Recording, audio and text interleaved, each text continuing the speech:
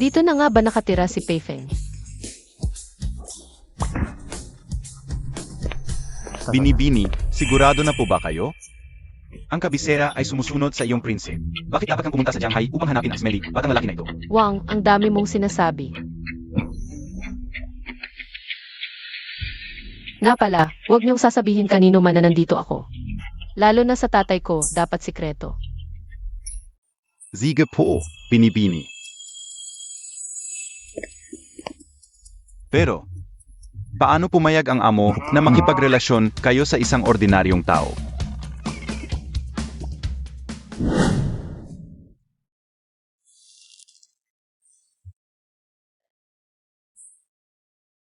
Ako ay isang pinakamataas na mag-aaral na nagtapos sa Shanghai University.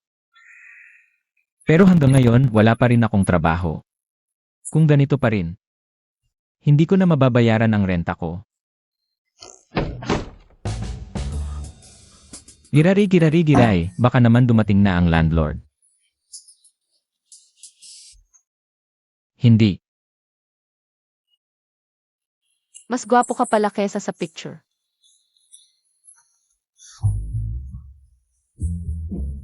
Hoy babae, kilala ba kita? Bakit ka biglang pumasok sa bahay ko? Pei Feng, trader ka.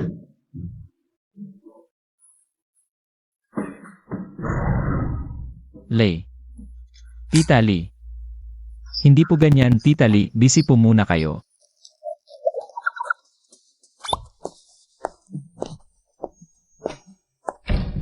Mga kabataan ngayon.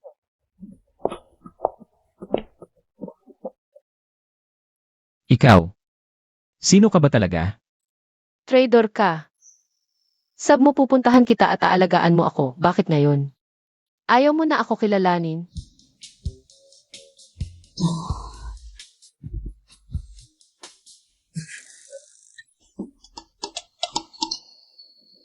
Ikaw.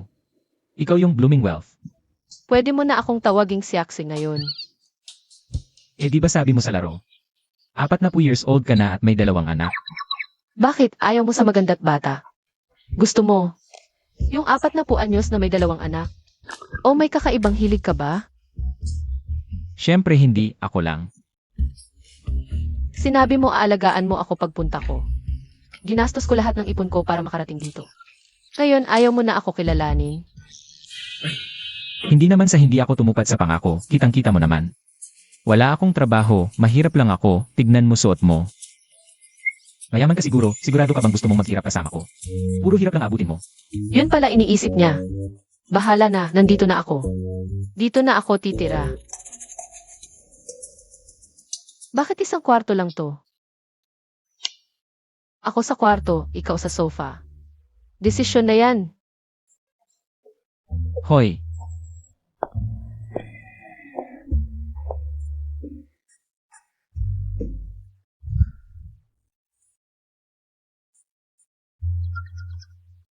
Pei Feng, ano to?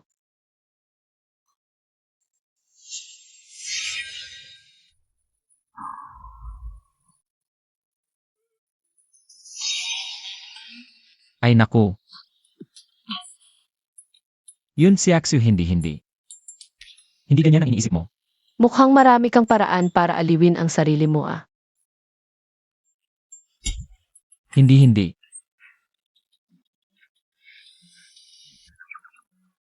Si Axio buong araw kang nagbiyahe. Gutom ka na siguro, luto kita ng pansit. Umalis ka.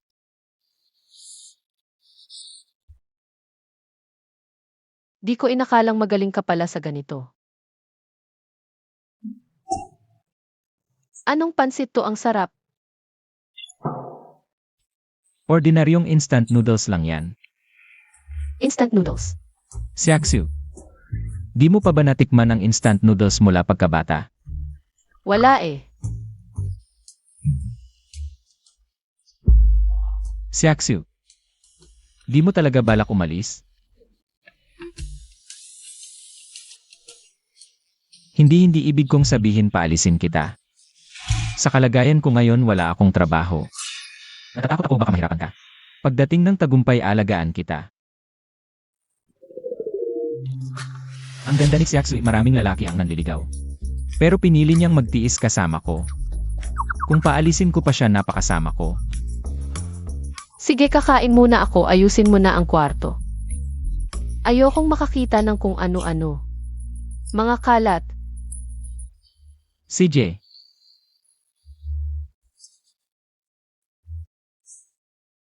Mukhang mas maaasahan kesa sa mga mayayaman sa kapital.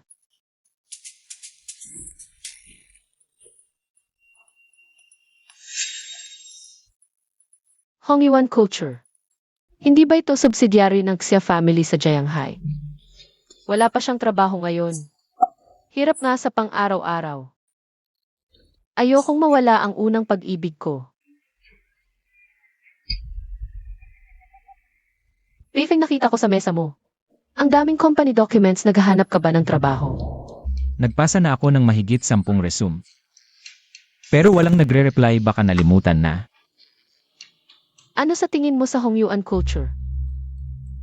Siyempre maganda yun, isa sa pinakasikat na kumpanya sa lungsod, pero baka di nila ako tanggapin.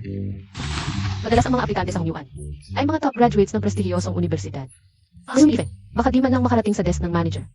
Pero iba na kapag kasama ako. Di natin masasabi, baka mamaya tatawagan ka na ng Hongyuan. Salamat sa encouragement mo. Huwag kang mag-alala, Miss, ako na ang bahala dito.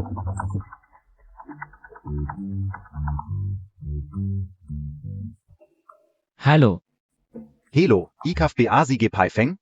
ako nga. Gepaifeng, ako ang General Manager ng Hongyuan Culture. Si Lo Cheng, nakita ko na. Nagpasa ka ng resume sa aming kumpanya. Grabe. Siaksu. Tama ka, ang boss ng Hongyuan Culture. Tumawag sa akin, swerte mo talaga ako.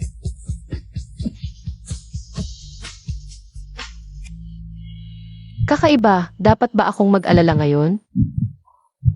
Bakit kaya ang bilis ng tibok ng puso ko, ikaw pa rin? Makinig muna tayo sa sasabihin ng Hongyuan Culture. CJ. Hello G. Peifong, nandiyan ka PABA? Pasensya na, may kaibigan ako sa tabi ko kanina. Gets ko. Gusto ka naming imbitahan ng aming kumpanya na pumasok sa Lunes sa aming opisina. Hindi ko alam kung ano ang gusto mo. Pumasok. Pero hindi pa ako nag-interview ah. Pagkatapos naming makita ang iyong profile, tingin namin, angkop na angkop ka sa Hongyuan Culture. Kaya diretso na, lalaktawan na ang interview. Pero dahil fresh graduate ka, SA probation period, maaari lang naming bigyan ng 10,000 kada buwan. Hindi ko alam kung ano ang gusto mo. Ano? Hindi ba nagbibiro si Boss Lu sa akin? 10,000 kada buwan sa probation. Kung hindi ka satisfied, 20,000. Pwede rin ang 20,000. Hindi ko ibig sabihin yon. 10,000 kada buwan ay sapat na.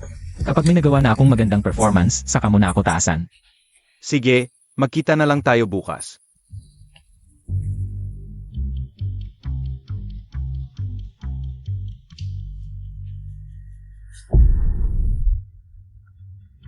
Ano ang sabi ng Hongyuan Culture? Baka naman nagkamali itong si Lu. Hindi pa magawa ng maayos ang simpleng bagay. Pifeng, ano ba yan? Siaksu, sampalin mo nga ako. Bakit naman kita sasampalin, baka hindi ka binigyan? Na-chance ng interview ng Hongyuan Culture, okay lang yan. Pwede pa tayong mag-apply sa iba. Hindi. Si Boss Lu ng Hongyuan Culture. Ang tumawag mismo sa akin, sinabing probation. 10,000 kada buwan. Ayos naman, di ba? 10,000 yun, ang hirap-hirap ng tatay ko. Sa buwan lang raw. 2,000 hanggang 3,000 lang ang sahod. Yung mga upperclassmen ko, 6 hanggang 7 taon na silang graduate hanggang ngayon. 6 hanggang 7,000 lang ang sahod nila. Naku, kanina sinabi ko kay Lo Cheng. Nataasan niya ang sahod ni Pifeng. Nakalimutan ko mas mababa ang average salary sa Jianghai kaysa sa Beijing. Baka naman sobra yung 10,000. Ano ka ba, dahil sobrang galing mo kaya? Ganyan kataas ang offer nila sa'yo. Siaksu. Dahil pinuntahan mo ako mula sa malayo, hindi kita bibigyan. Sisikapin kong magtrabaho at kapag kumita na ako, dadalhin kita sa malaking bahay. Bibilhan kita ng mga bagong damit, lahat ng gusto mo. Ako ang bahala sa'yo. Nagkukonpesya ba to sa akin? Dati sa Beijing nakatira ako sa villa, ngayon sa maliit na bahay. Pero masaya naman. Espesyal ang araw na ito. Ililibre kita sa labas. Hintay lang, magpapalit ako ng damit. Kakakain ko lang. Si Pei na to, talagang matalino. Kanina sabi niya, kasama niya mga kaibigan. Yun. Para bang pinaparamdam sa akin na kasama niya. Young mistress. Yun. Pero, si Pai, taga yang hai ziya. At hindi rin mayaman ang pamilya. Paano niya nakilala ang young mistress? Hindi pwede, kailangan kong i-report ito sa boss.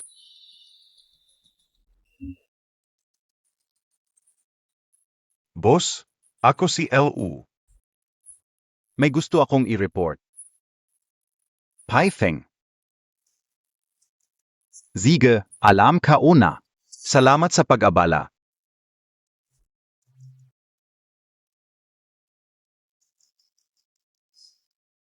Uncle Chia, narinig ko sa phone nyo na pumunta si Xiao Tsui sa Jianghai. Ano ba ang nangyayari? Ano ang sitwasyon? Boss, wala akong alam tungkol kay iyong mistress.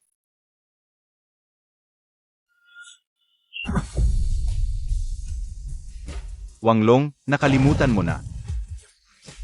Kung kanino galing ang kinakain mo? Sabihin Montag. Boss, pumunta si iyong mistress para makipagkita sa online friend.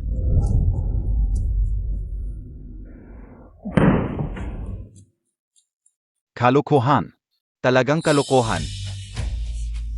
Wanglong, bata pa si Xiao Tsui. Hindi niya alam ang ginagawa niya. Kung nagloloko siya, sumasabay ka rin sa kalokohan niya? Alam mo ba kung sino siya? Siya ang young mistress ng pamilyang Chia sa Beijing. Siya ang pinakamamahal kong anak. Kung may mangyari sa kanya, hindi lang ikaw, pati buong pamilya mo ay hindi sasapa.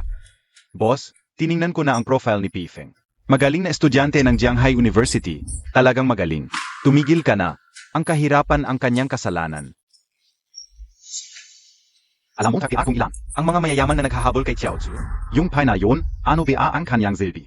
Dapat ba siyang makasama ng anak ko? Tito Chia, huwag muna kayong magalit. Kami sa pamilya Tsu, may negosyo sa Jianghai City. Kailangan kong asikasuhin. Kung gusto ninyo, pupunta ako ngayon din at ibalik si Xiao Tsui. Kahit paano, kami ni Xiao Tsui ay magkakilala mula pagkabata. Gayon, nabihag siya ng isang mahirap na galing sa probinsya. Nararapat lang na ako ang pumunta.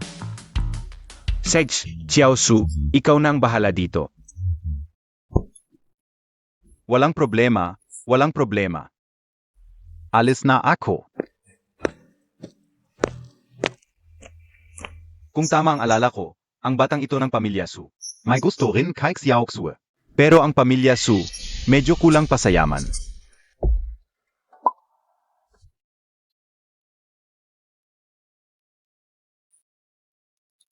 Sabihin ko sa iyo ang tindahan na ito. Ang pinakamasasarap sa buong kalye. Hindi pa ako nakakapunta sa ganitong lugar para kumain. Sabi ni Papa, hindi malinis dito. Huwag kang mag-alala, dito ako palaging kumakain. Magaling magluto ang may-ari. At sariwa ang mga sangkap nila, subukan mo.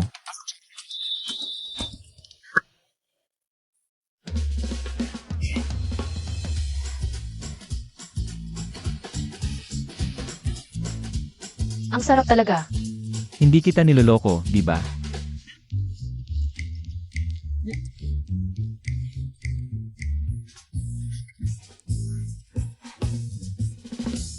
Si Aksue, ipapanalo ko sa iyo ang isang laruan.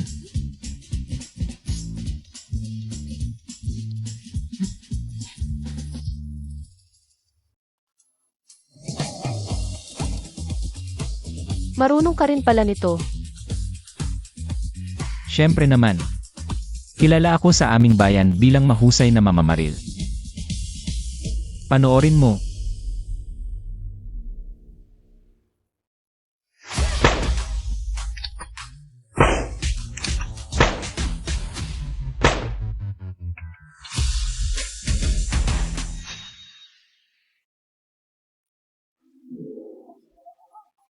Ang galing mo, tumama ka ng isang beses. Sige, Ito na lang para sa iyo. Hito. Salamat. Ito ay regalo para sa'yo. Salamat, hindi pa ako nakakatanggap ng ganitong uri ng regalo.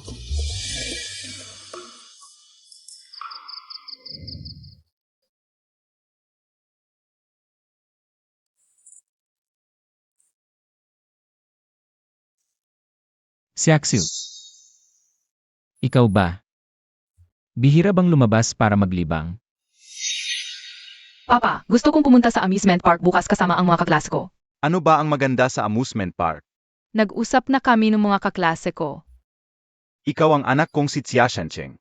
Sa hinaharap, ikaw ay magiging isang dakilang babae. Huwag mong sayangin ang oras mo sa mga bagay na walang kwenta. Yung mga Ingles na pinapag-aral ko sa'yo. Ano na ang nangyari? Marunong na ako. Bukas, kukuha ako ng 2 guro para sa'yo. Paturuan ka ng Aleman at Pranses. Sabi ng tatay ko, walang kwenta ang mga ito. Mula noong bata ako. Ako lang ang nag-aaral sa bahay. Sa susunod, dadalhin kita palagi para maglibang, okay? Okay,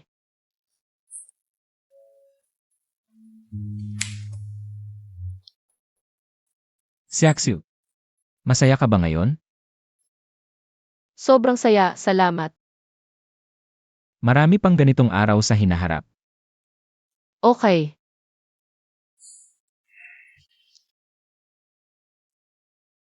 Pifeng.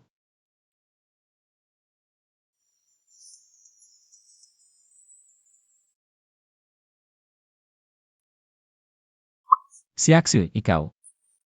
Gusto ko lang magpasalamat. Salamat sa pagpapasaya mo sa akin ngayon. Ako rin salamat sa'yo. Dahil sa'yo, naramdaman ko ang tunay na kaligayahan ngayon.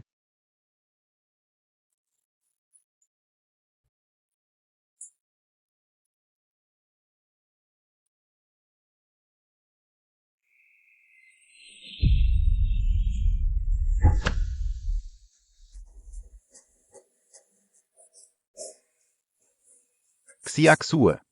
Ikaw na babae ka. Ang tagal kitang hinabol, pero wala kang pake sa akin. Ngayon, lumayo kami lang. Makisama sa isang kite na tulad niya. Bakit nandito si Xo Chao? Kung sasabihin ni Xo Chao ang totoong pagkatao ko bilang isang mayamang hires, may isip ni Pifeng na niloloko ko siya. Hindi pwede. Hindi ko pwedeng payagang magkita si Xo Chao at Pifeng. Pifeng. Nauuhaw ako, pwede mo ba akong bilhan ng tubig? Sige, hintayin mo ako dito. Esan.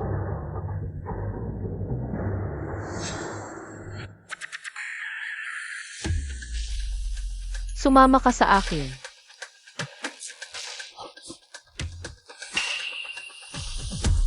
Xiaoxue. Bakit ka nandito? Xiaoxue. Bilang isang mayamang heres at paboritong anak ng pamilya Xia, paano ka makikipagsama sa isang kite na tulad niya? Mas mabuti pang sumama ka na lang sa akin pabalik sa Beijing. So Chao, ang dami mong pakialam. Ngayon, kailangan ko pa bang magpaalam sa'yo kung sino ang kasama ko? Huwag mong isipin na hindi ko alam ang iniisip mo. Sasabihin ko sa'yo, imposible ang mangyari sa ating dalawa. Huwag ka nang pumunta sa bahay ng Xia at huwag mo na akong guluhin. Xiaoxue. Hinahanap kita. Ito ay utos ni Tio Chia. Ako lang ang nagpapahayag ng mensahe ni Tio Chia. Gagamitin mo pa ang tatay ko para takutin ako. Sabihin ko sa iyo, hindi ako natatakot sa ganyan. Ang sarili kong mga bagay, ako ang magsasabi. Dahil maganda ang relasyon ng ating mga pamilya. Hindi kita pag-iinitan ngayon pero sa susunod. Huwag kang makialam sa mga bagay ko.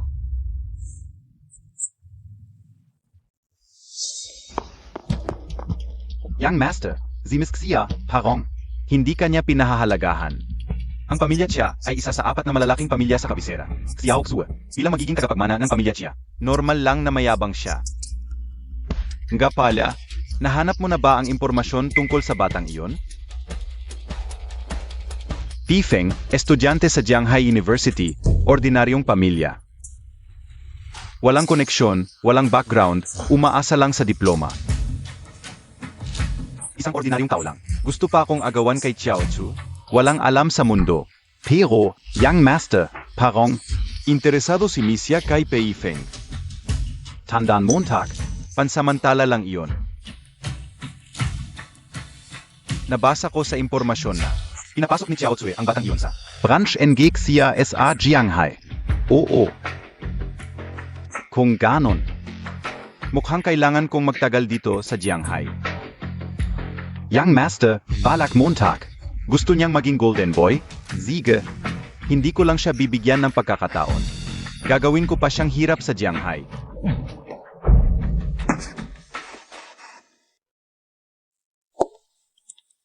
Yung tubig. Salamat. Nakita kitang kasama ang isang lalaki. Sino iyon? Kaibigan mo? Nakita niya. Ano ka ba? Bago lang ako sa Jianghai. Wala akong kaibigan. Nagtatanong lang ng direksyon. Nagtanong lang ng direksyon. Maging ang tatay ko o si Xo Chao. Hindi ko hayaan kahit sino. Hamakin si Pifeng. Pifeng, magsisimula ka na sa trabaho sa Makalawa. Pupunta ako bukas sa mall para bumili ng formal na damit. Bibili ng damit. Kung magtatrabaho ka, syempre dapat kang magsuot ng presentable. Pako nakalimutan to, puro mga casual clothes na suot ko. Mahal talaga ang formal attire. Kung hindi kaya, di ko na lang tatanggalin ang tag. Balik ko na lang after ilang araw. Ano ba iniisip mo? Tama ka, si Oxy. Kaya umuwi na tayo.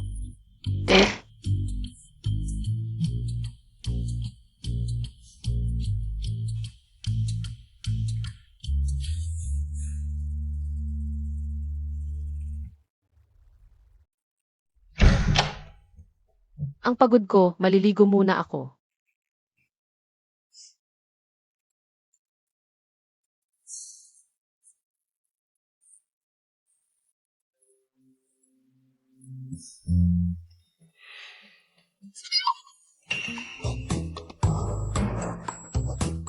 Si Oxy, anong nangyari?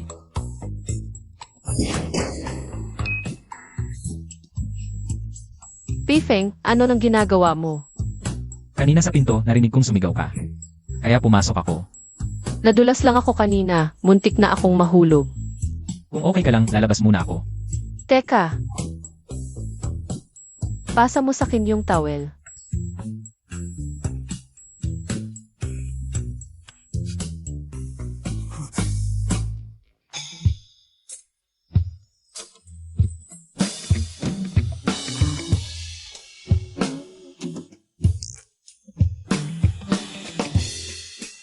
Hay naku. Siguradong nakita niya iyon.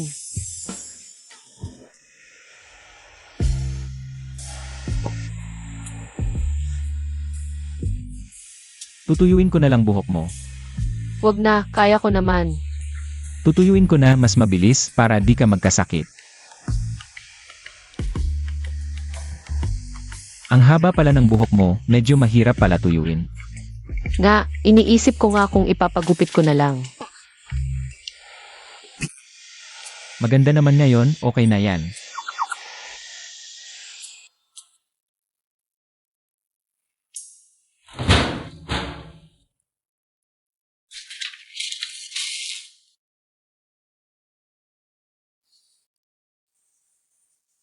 Bakit di ka pa natutulog?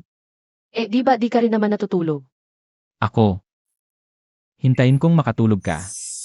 Hindi na ako bata, bakit ang bait mo sakin? Mas peaceful kapag nakikita kitang okay. Pifeng. Salamat ha. Ano nang pinasasalamat mo? Salamat sa pagiging andito mo palagi. Ingot, huwag kang magpasalamat sa akin. Gusto ko naman tong ginagawa ko. Good night.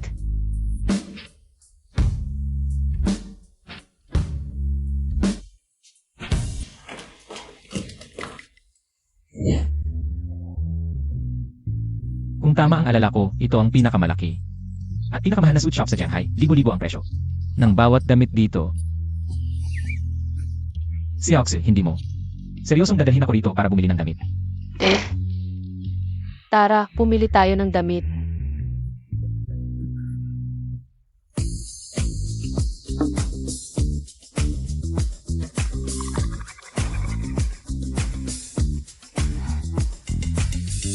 Maganda tong suit na to.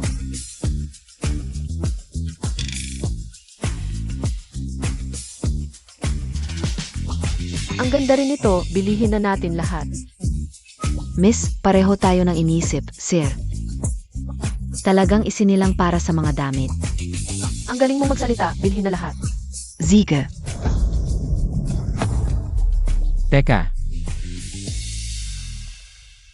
Siaksi, ang mga damit na to in total. Libo-libo ang presyo, wala akong ganong pera. Ano ba yan? Kung wala ka, edi ako na. Ay naku, muntik ko nang malimutan sa harap ni Pifeng. Hindi naman ako mayaman na taga Beijing.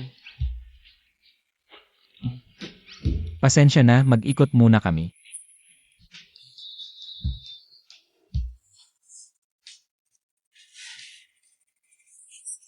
Akala kauda lava, yu. Pifeng, pasensya na, hindi ko naisip kanina. Ah, okay lang, tiningnan ko yung tela ng damit. Hindi naman ganun kamahal at yung waitress. Akala niya tanga tayo, i-report natin siya mamaya. Pero paano ka bukas?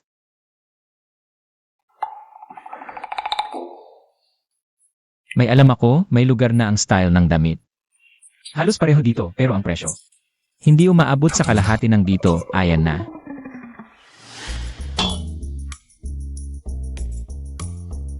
Pifeng, sabi mo. Dadalhin mo ako sa bilihan ng damit dito pala. Huwag mo pansinin yung liit. Pero kahit maliit, kumpleto naman. Boss, meron kayong suit. Par, tanong mo pa, buong palengke alam. Dito lang kay Mau, pinakakumpletong damit. Tingnan Montag. Ang galing. Kung hindi bibili, huwag hahawakan, masisira yan. Hindi branded, mas mababa ang quality, pero suotin mo. Kung hindi mo titignan ng mabuti, halos pareho lang. Anong pinakaiba sa mga suit na libo-libo ang presyo? Magkano tong suit? 200. Magkano? Kung ayaw mo sa presyo, pwede tawaran. Ang lakas ng boses mo, akala ng iba. Naluloko ako ng customer. Pwede pa pala tawaran. Boss, yung suit mo, yung tahi hindi maayos sa tingin ko. 100 na lang ibigay mo sa akin. Par, ang laki ng tawad mo. Parang ginamit mo yung Dragon Slayer, kalahati agad. Pifeng, baka naman masyadong mababa. Kung ayaw mo, aalis na ako. Pare. Benta, benta, benta. Cash o scan? Scan. Okay na. Balik ka ulit. Pifeng, ang galing mo. 200 suit, 100 lang nabili mo. Siyempre naman, ako ang barat king ng negosasyon. Alam mo ba yan si Boss Ma? Kikita pa yan ng 20 piso. Pifeng, ang tagal na nating magkakilala. Ganito ka palagi, no? Huwag mo akong tingnan ng ganyan, hindi ako kawawa.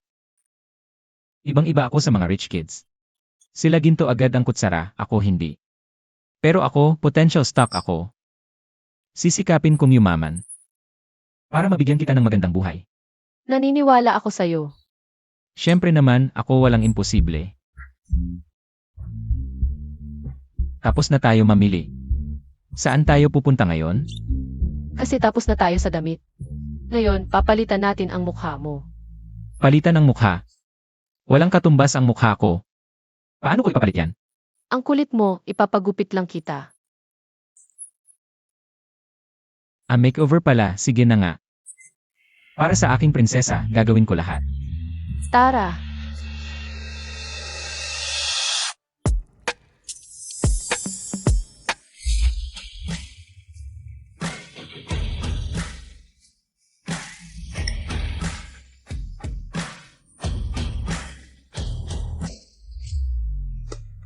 Talagang ang galing ng lalaking napili ko.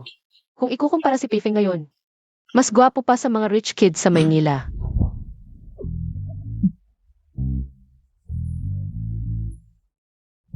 Si Aoksoy, sa tingin mo ba masyadong itong suot ko bukas sa trabaho?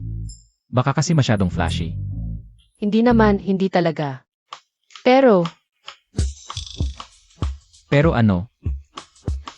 Pero nag-aalala ako pagpasok mo sa Hongyuan culture. Baka may babaeng katrabaho na magkagusto sa'yo. Alam mo na dapat gawin, di ba? Siyempre alam ko.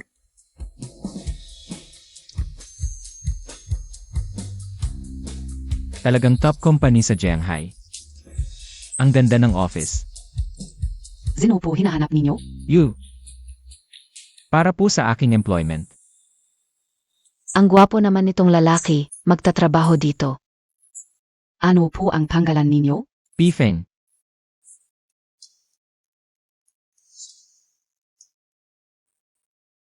Naghihintay si Boss Lu sa opisina, sa bandaron. Salamat. Palusot pala. Pasok. Ikaf si Paifeng? Opo, Boss Lu. Ito. Pumunta ka sa project department. Nagpaalam na ako para sa iyo. Sige po. Ano kaya sinabi nito kay Boss Chia? Parang ibang tao. Kung hindi mo magagawa ng maayos, tatanggalin pa rin kita. Boss Lu. Ano yang nakmamadali? Ano yun? Yung bago. Pagdating, nagkagulo agad. Tingnan natin kung ano gagawin ko sa iyo. Boss Lu, hindi po ganun. Nalala niyo po ba yung SA Henenkajak? Yung order na worth hundreds of millions. Siyempre naalala ko. Pero yung mga tagahanhan, hindi ba't ayaw nila sa proposal natin? Si Pifeng, kalahating oras lang. Naayos niya yung proposal natin para sa Hanhan Culture. At si Boss Yang NG Henenkajak. Pagkatapos makita, sobrang satisfied din. Ano? Ano ba ang kailangan mo sa akin? Si Pifeng, kakatulong lang sa tech department namin. So, yung akin nila lang ang makuha. Gusto ko po sanang ilipat siya sa tech department namin. Kalokohan. Si Pifeng ay taga-project department namin. Honoring Tech Department. Kung pupunta si Pifeng sa tech department namin, mag-i-excel talaga siya. Sa inyo, nasasayang lang ang talento. Huvak Nanga. Si Pifeng sa project department namin. Nakapag-complete na ng order na worth hundreds of millions. Bonus pa lang ay millions na. Mukhang ayaw mo siyang kumita. Ano? Ikaf. Hindi lang ito hindi naging problema. Naging asset pa ng kumpanya.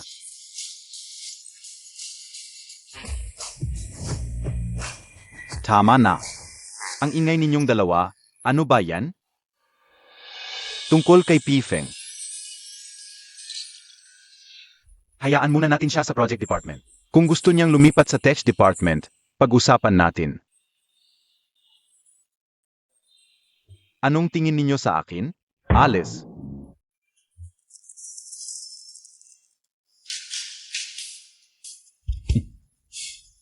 Nga pala. Oy. Miss, gusto ka ulang po sanang sabihin. Tungkol kay Pifeng. Hindi ako nagkamali sa pagpili sa'yo. Unang araw pa lang sa kumpanya. Marami ka nang natulungan na problema.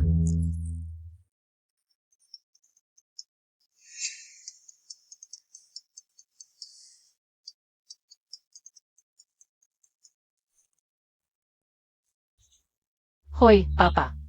Alam mo pa palang ako ang tatay mo? Pinapunta ko si Tuchaw para sunduin ka. Bakit ayaw mong sumama sa kanya pabalik ng Beijing? Papa, hindi na ako bata, may karapatan akong pumili. Ng buhay na gusto ko. At ang makipagsama sa isang simpleng tao, yan ba ang gusto mong buhay? Si Pifeng ay hindi simpleng tao, magaling siya. At saka, nagtanong ka ba kung anong klaseng buhay ang gusto ko? Kalokohan.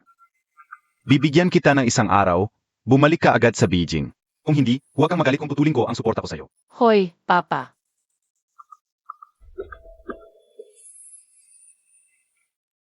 Ay, aray. Sino ang nagpagalit sa ating dalagita? Gusto mo bang tulungan kita? Wala. Naiinis lang ako sa bida sa tsi kanina. Ako, ang lakas ng galit mo sa palabas. Mas malala pa kaysa nung hinahabol mo ako. Anong sinasabi mo? Sino ang humabol sa'yo? Mukhang kailangan kong samahan ka sa panonood ng palabas. Para hindi ka magalit mag-isa. Ikaw. Wag na, baka makatulog ka lang. Nakuha mo pa. Pero ngayon, may dala akong pasalubong. Wow, bakit ang dami mong biniling snacks? Siyempre para. pasayahin ang ating dalagita. Pero ngayon, natulungan ko ang kumpanya sa malaking problema, sabi ng kasamahan ko. Ang bonus ay 1,000,000. Talaga? Ang galing mo, sobrang husay mo. Siyempre. Nangako ako sa iyo na alagaan kita. Sa tamang panahon, mansion, kotse, paglalakbay sa buong mundo. Kung ano ang gusto mo, gagawin natin. Kailangan mong magsikap, maselan ako eh. Huwag kang mag-alala. Ako si Pei Feng, kayang-kaya ko ang lahat. Pero, hindi ba dapat may reward ako? Reward? Anong reward? Huwag kang ganyan. Kapag ganap nang nagpakita si Pifeng ng kanyang kakayahan, maniwala ka sa tatay, hindi na niya tayo pipigilan. Hongyuan culture. Ganito lang ang ibibigay mo sa akin? Boss, baka nagkakamali ka. Para sa akin, maganda ang proposal na ito. Ang gandan ga. Boss Yang. Isipin mong mabuti kung kanino galing ang kinakain mo. Sino ang nagbigay sa iyo nito? Boss, sige, lumabas ka muna. Bukas, pupuntahan ka o ang Hongyuan culture.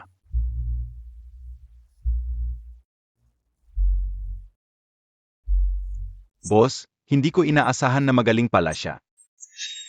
Kakaunti lang ang kayang gumawa ng ganitong proposal. Kahit sa Beijing ilagay ang ganitong talento, hindi yan mapapabayaan. Tumigil ka. Kahit sa Beijing hindi mapapabayaan? Sige. Gagawin kong mahirap ang buhay mo sa Jianghai.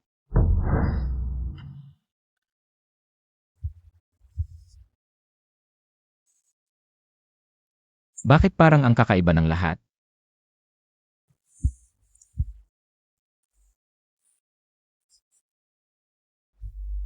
Pifeng, may sasabihin ako sa iyo. Gusto kitang kausapin. Boss Lee, ano yun? Hindi kaya bonus ang ibibigay mo sa akin? Paifeng. Ang proposal mo. Ay tinanggihan ng Hauhan culture. Ano? Boss Lee, kahapon sinabi mo pa. Nasatisfied sila sa proposal ko. Bakit ngayon? Ang proposal mo, kahit ako mga kasamahan natin, lahat ay humanga. Ibig sabihin, hindi sa proposal mo ang problema. Mga siraulo lang talaga yung mga taga-hauhan. Oo nga, Paifeng. Huwag mo silang pansinin. Kahapon ko lang sinabi kay Xiaxue ang magandang balita. Tapos ngayon,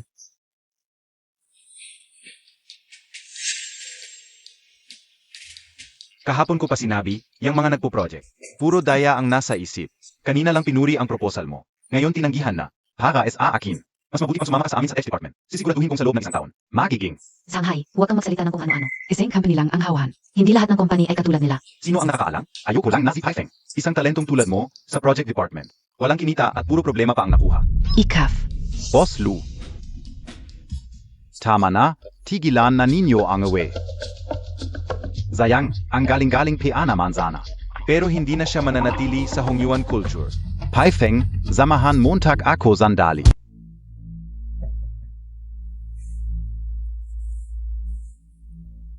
Boss Lu, ano po ang kailangan nyo? Magaling si Paifeng. Pero may utos na ang boss. Mas malakas ang Chia family kaysa sa Su family sa Beijing. Pero dito sa Jianghai, ang Hongyuan culture. Kailangang sumunod sa hauhan. Gusto ko sanang panatilihin ka, Pifeng. Pero wala na talaga akong magagawa.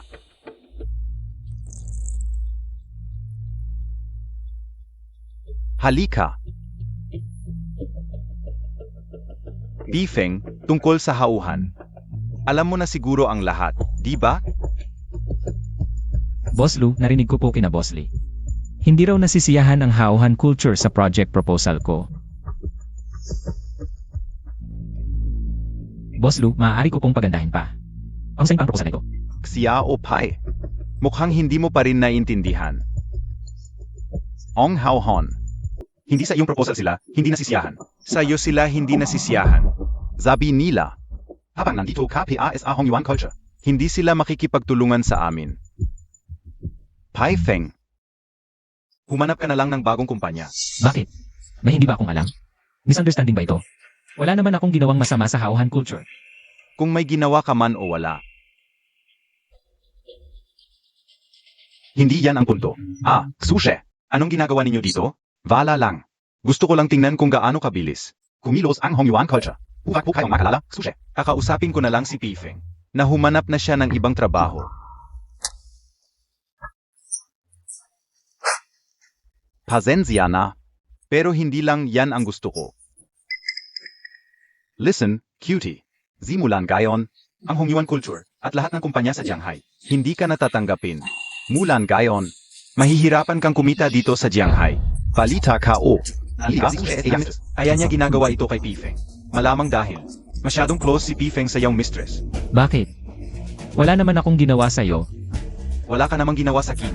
Tama ka. Pero ang kit-kite mo, hindi mo alam ang taas ng langit at lalim ng lupa. Gusto mong maging prinsip kahit palaka ka lang. Hindi ko maintindihan ang sinasabi mo. Hindi mo ba talaga gustong maging Phoenix na lumilipad sa sanga? Base sa sinabi ni Boss Lu, dapat ay anak ka ng isang kilalang pamilya. Tama. Ano ang gusto mong sabihin? Dapat narinig mo na ang kasabihang ito. 30 taon sa silangan ng ilog, huwag mong hamakin ang kabataang mahirap.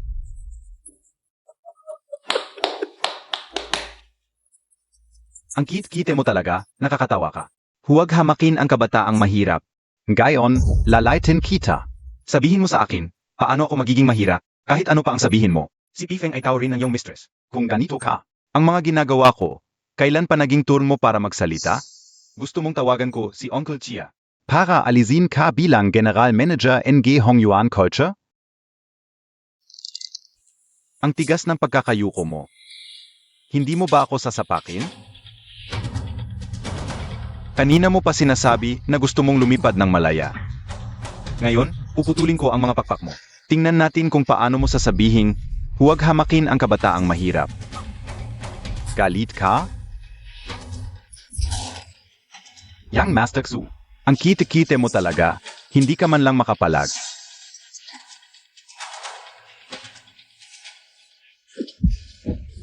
Pifeng, nawawala ka na ba sa sarili mo? Matagal na kitang tinitiis. Pero huwag mong isipin na palagi akong magtitiis. Hinampas Montag ako? Kinamumuhian ko ang mga tulad mo, umaasa lang sa background. Mayabang at mapang-api. Kung wala ang pamilya mo, wala ka. Sigsh, dati, gusto kong bigyan ng mukha ang isang tao. Kaya hindi kita papansinin. Pero gayon, mukhang. Yang Master Xu, hindi niya alam ang identity Montag. Patawarin mo na siya. Huwag mo siyang pansinin. Pifeng, ano ba ang ginagawa Montag? Si Yang Master Xu ay panganay na anak ng Chu family sa capital. Ang Hauhan culture ay isa lang sa maaming subsidiary ng Chu family. Kung galit ka is Xu family. Hindi ka makakagalaw sa Jianghai City. Ikaf. Ano? Hindi ko inasahan na ganoon kalaki ang background niya. Pero hindi ko naman siya inaway.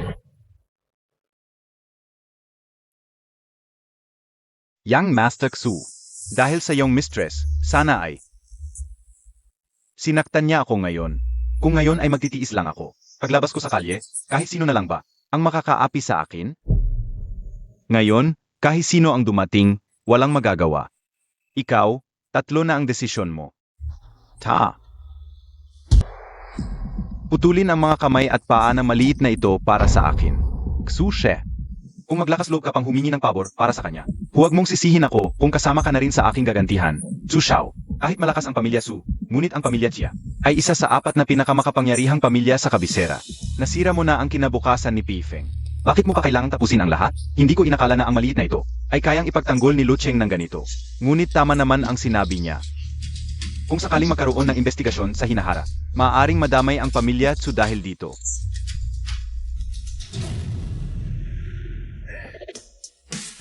Tama ang sinabi mo.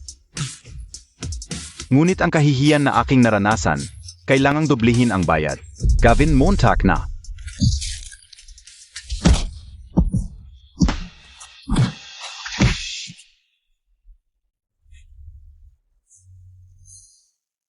Kung sakaling bumalik si Pifeng at makita niyang naayos ko na ang lahat sa bahay, siguradong pupurihin niya ako.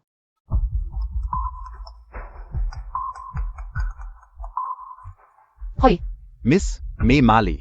Dinala ni Su Chao ang kanyang mga tao sa Hongyuan culture. ano ang sinasabi mo? Miss Da, sa tingin ko si Su Chao ay hindi mabuti sa darating. Baka may mangyari kay Ji Pei. Alam ko, pumunta ka agad sa ilalim ng bahay ng pamilya Pei para sunduin ako. Pupunta ako doon.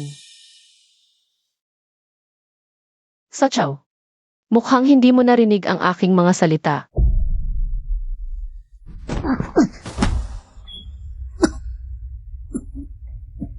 Kanina ang yabang mo. Bakit ngayon tahimik ka na? Yabang ka, PA. Ksushe, tama na yan.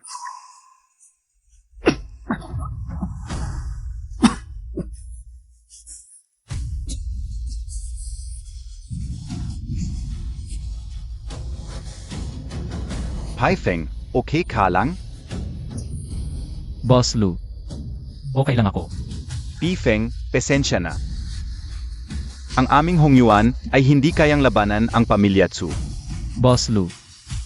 Ang utang na loob ngayon tatandaan ko.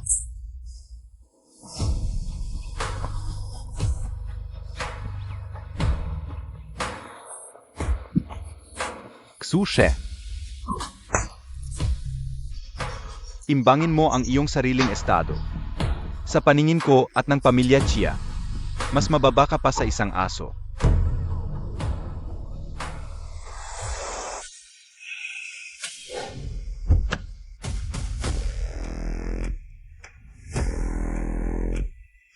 Malaking miss, pupunta ako sa iyo. Huwag. Malaking miss, pupunta ako sa iyo. Huwag. Ngunit malaking miss sa. Wala naman siyang iba kundi pera. Ano ba ang special doon? Paifeng, okay ka lang? Okay lang ako.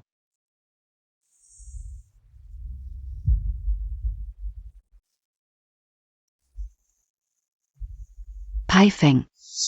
Pasensya na. Kasalanan namin na wala kaming nagawa. Hindi ka namin naprotektahan. Nasaktan ka, PA. Boss Lee, okay lang ako. Trabahador lang naman ako. Yung nasa loob, mayaman galing sa Beijing. Sinuntok ko pa nga siya kanina, hindi ako lugi. Paifeng, naniniwala si Ate Lee. Hindi ka matatalo, ginto ka. Kahit saan ka dalhin, magliliwanag ka. Simula ngayon, ang Hongyuan culture at lahat ng kumpanya sa Jianghai, hindi ka na nila tatanggapin mula ngayon. Hindi ka na makakagalaw sa Jianghai.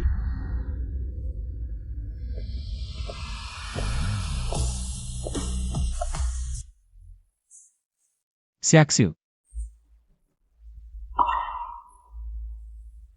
Masakit ba? hindi masakit. Si So Chow ang gumawa.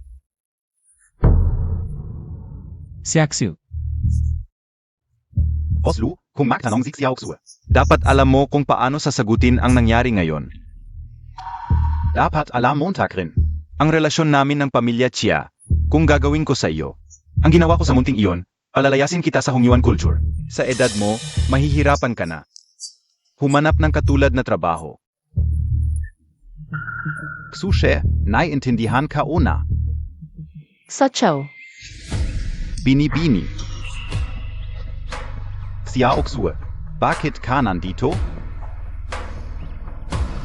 So Chow. Ang mga bagay ng pamilya Xia. Kailan naging desisyon ng pamilya Xu? si Xiaxiu ang binibini ng pamilya Xia. Pakinggan mo ako, para din ito sa iyo. Xiaoxue, Sinabi ko na ba sa iyo na huwag kang makialam sa mga bagay ko? Hindi mo lang sinunod. Sinaktan mo pa si Peifeng ng ganito. So Chow, wala kang respeto sa akin. Xiaoxue, hindi papayag si Tio na magkasama kayo ng munting iyon. Ang nangyari ngayon, pagbalik sa Beijing, haharapin ko ang pamilya Xu para sa paliwanag ngayon. Itapon mo siya. Zi Bini-bini. Ginoong Tsu, ako ang magpapaalis sa inyo. O kayo na ang alis. Ikaf.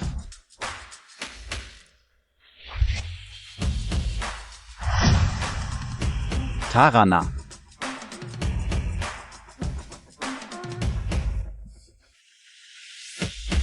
Xiaxiu, ikaw talaga ang taga-Xia family ng Beijing. Peifeng, ang bagay na ito ay mahirap ipaliwanag. Pag-uusapan natin ito ng masinsinan pag-uwi. Sige na, okay lang ba? Boss Lu. Ngayon si Pifeng. Ay pwedeng manatili sa Hongyuan Cultural. Binibini, sa totoo lang hindi na pwede. Boss Lu. Ano ang ibig mong sabihin? Binibini, huwag kayong mag-alala, kay Pifeng. Ako ay lubos na nasisiyahan. Pero utos ng boss. Na huwag payagan si Xiao Pei sa Hongyuan Cultural. Ano? Si Axue, huwag mo nang pahirapan si Boss Lu. Kung hindi niya ako tinulungan kanina, baka hinati-hati na ako. Ganso na yun. Hindi niya magagawa yun. Sige, samahan mo muna akong mag-empeke pag uwi. Lulutuan kita ng masarap. Kung utos ni Papa, si Lo Cheng ay hindi rin lalabag. Huwag na nating pahirapan pa siya, uwi na tayo.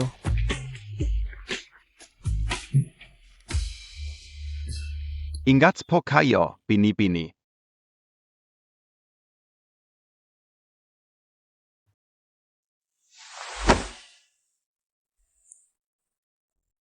Si Axue, wala ka bang sasabihin sa akin? Tungkol sa pamilya Xia, Ang dakilang binibini ng pamilya Xia, isa sa 4 na malalaking pamilya ng Beijing, ay naninirahan sa aking maliit na upahan. Ano ba talaga ang nasa isip mo? ako, alam ko na. Si Xiao Chao, pagkatapos niyang ibunyag ang totoo tungkol sa akin. Pifeng ay magagalit sa akin dahil sa pagtatago. Pifeng, pakinggan mo ako. Ano? Hindi ko sinasadya na itago sa iyo. Hindi ko lang alam kung paano sasabihin ako. Bakit ka? Nagbibiro lang ako, paano ako? Magagalit sa'yo dahil lang sa ganito. Ikaw ang binibini ng pamilya Xia. Ang isang kain at ang palaging kain, alam ko ang pagkakaiba. Pifeng, Bakit, galit ka na? Aalis na ako. tumigil ka dyan.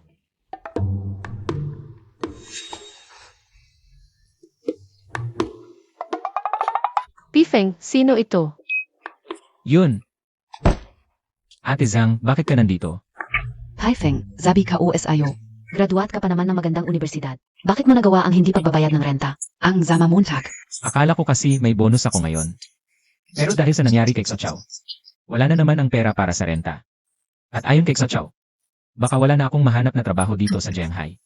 Ate Zhang, pwede bang pahingi ng konting extension? Hoy P, akala mo ba charity ako? Ang dami ko nang pinagbigyan sa'yo. Ngayon, Kung hindi ka magbabayad, umalis ka na.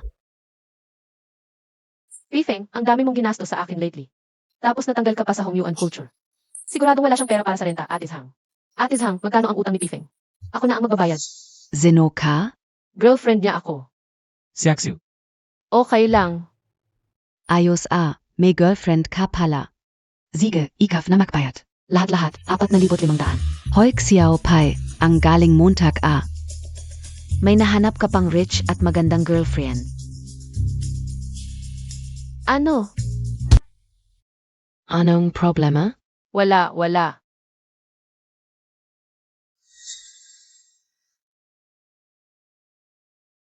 Tatay, ano ba talaga ang gusto mo? Kailangan ba talaga akong ikulong mo? Para lang akong ibon sa hula para masaya ka? Ho, wala ka bang pera? Ate Zhang, pasensya na, frozen kasi ang bank account ko. Pwede bang pahingi ng konting extension? Extension pa more. Mukhang kasabwat mo itong si Pei Emgas ema kayo. Kung wala kang pera, dapat sinabi mo agad. Nagpapanggap ka pa, sayang ang oras ko. Ate Zhang, huwag mong sasabihin ng ganyan ang girlfriend ko. Ano, hindi ka nagbabayad tapos ayaw mong masabihan? Kung may bayad ka, magbayad ka. Graduate ka ng kolehiyo, wala kang ilang libo? Hindi KBA nahihiya? Nagyuyuva KPA, yuva KPA. You. Ate Zhang, bibigyan ka namin ng pera ngayon. Pwede ba bigyan mo kami ng konting oras? Kukuha kami ng pera ngayon. Tutu BA yan? Siyempre totoo, tingnan mo. Nandito sa bahay ang mga gamit ko at ni Pifeng. Kung hindi ka mapakali, pwede kang manatili dito. Kung hindi ko mabigay ang pera ngayon, pwede mong kunin lahat ng gamit. Sige, maniniwala na lang ako sa inyo ulit.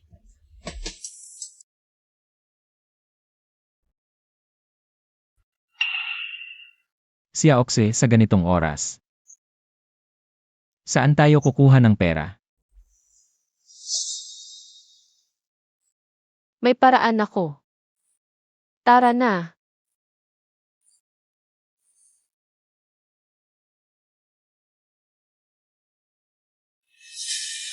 Si Aoksu, hindi. Bakit mo ako dinala dito? Ito ang jade bracelet na iniwan sa akin ng nanay ko. Dapat malaki ang halaga nito. Ipapasangla ko muna ito. Hindi pwede, regalo sa'yo yan ni tita. Paano ko hahayaang ipasangla mo yan? Kung malaman man ng nanay mo. Okay lang. Ang nanay ko. Wala na.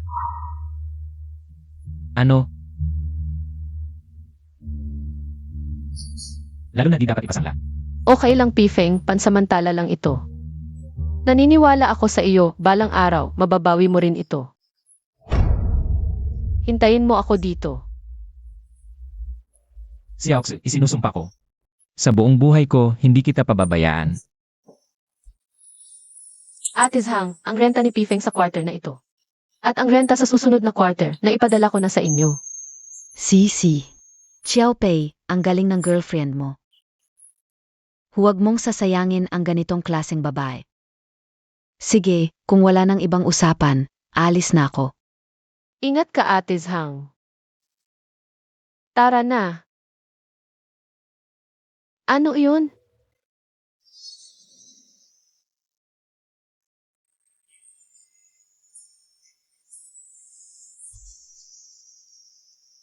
Pifeng, ano ba yan? Tanghali na.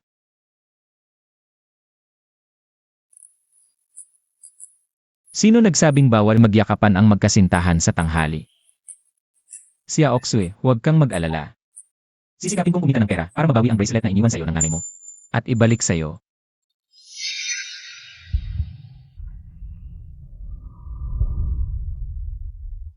Nen, maganda ang kalidad ng JD bracelet na ito. Pero kung ipapasangla mo, 20,000 lang ang mabibigay ko. Pero kung ibebenta mo sa akin, ito ang presyong kaya kong ibigay. Baka gusto mong pag-isipan muna. Pifeng, kailangan natin ng pera ngayon. 20,000 na ubos agad. Sige, pwede ko ibenta sa'yo. Bigyan mo ako ng 1 milyon ngayon. Vide, Naniniwala ako sa'yo. Gusto kong kumain ng pansit na niluto mo. Pwede mo ba akong lutuan? Sige, uwi tayo at lulutuan kita. Young Master, sobra naman CMS. Xia, para lang es abatang yun. Ganon KPA Zia Trinato. Nung hinampas ako ni Tsiatsu, wala naman akong nakitang tulong mo. Ako. Hindi pwedeng ganito na lang. Kahit na. Naputol ko na ang kinabukasan ng batang yun. Pero kung nandyan si Tsiatsu sa tabi niya, Tvede PA Ziyang bumangon ulit.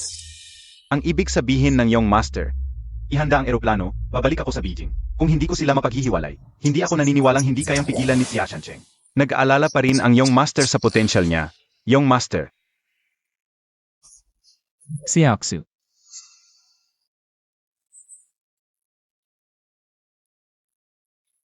Bakit nakatulog na lang sa sofa itong tangang to?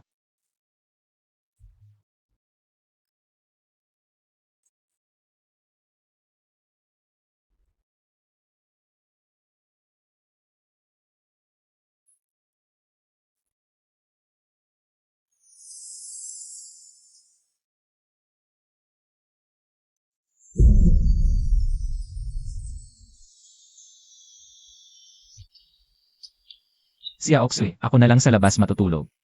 Matigas ang sofa sa labas. Ikaw na lang sa kama. Ano? Hindi ko ulitin.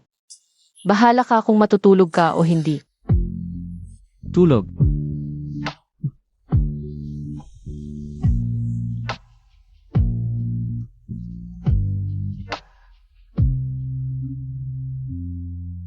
Si Aoksu talaga. Pinatulog niya ako sa isang kama. Parang gusto niya akong magkamali.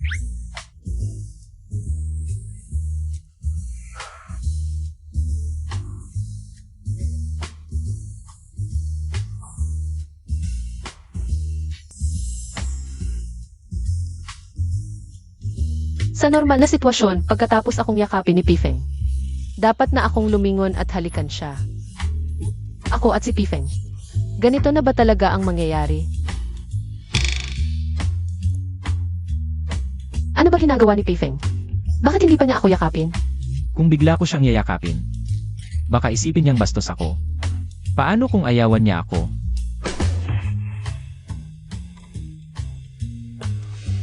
Peifeng, tanga mo talaga.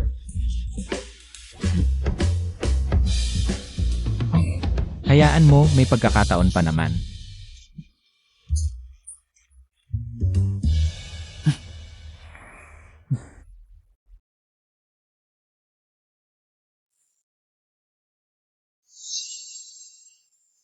Peifeng.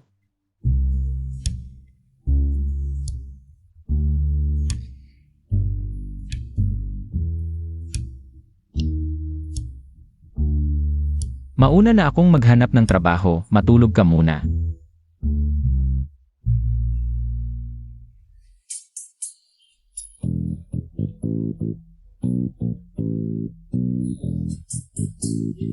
Siya Oksue, huwag kang mag-alala.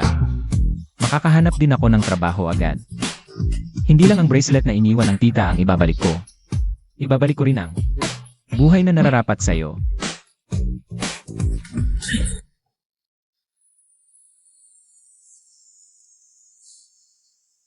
Magandang araw, ako po si Peifeng. Ito po ang aking resume.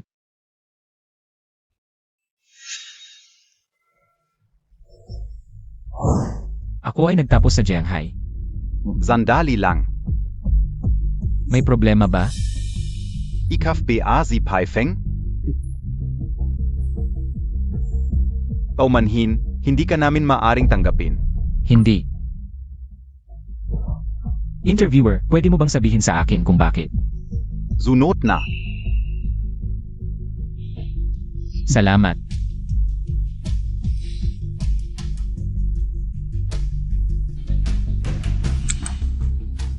Mula ngayon, ang Hongyuan culture at lahat ng kumpanya sa Jianghai City, hindi ka natatanggapin. Mula ngayon, mahihirapan ka sa Jianghai City. Talaga bang siya ang may pakana nito? Ayoko pa ring maniwala. Ikaw si Yang Master Su. Talagang makapangyarihan ka. Paumanhin, Mr. Peifeng. Hindi ka umayon sa aming mga kinakailangan.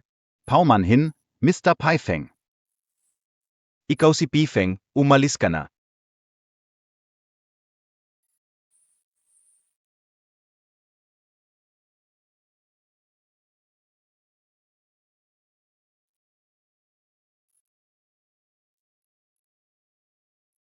Ngayon, 7 kumpanya ang aking in-interview. Mukhang totoo ang sinabi ni Xo Chao. Kung hindi ako makakahanap ng trabaho, paano ko bibigyan ng kasiyahan si Xiao Xue?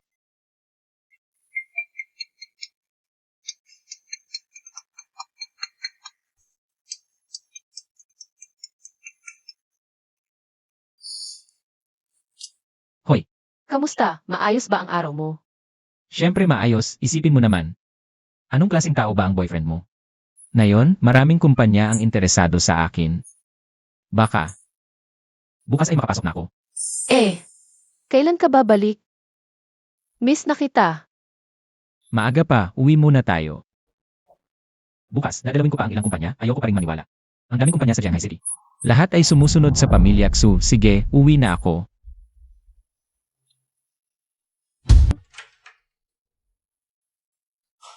Nandito na ako. Peifeng, pagod ka na, halika. Ginawan kita ng fried rice.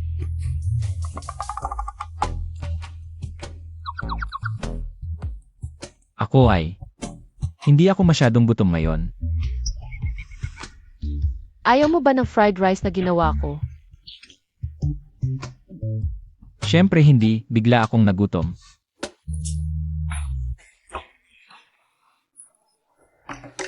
Kakainin ko ito, baka mapunta ako sa ospital. Kain ka na, sinigurado kong mainit pa. Kapag lumamig, hindi na masarap. CJ, salamat ha.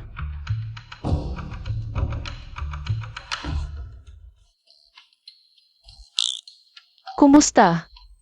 Masarap ba?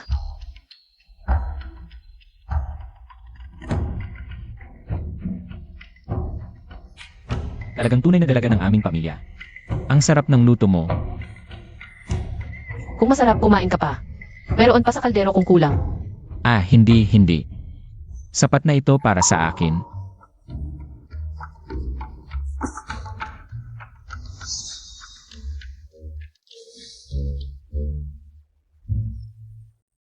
Siaksu. Kapag nagluluto ng fried rice, hindi kailangang ilagay ang balat ng itlog. Akala ko itinapon ko na yon.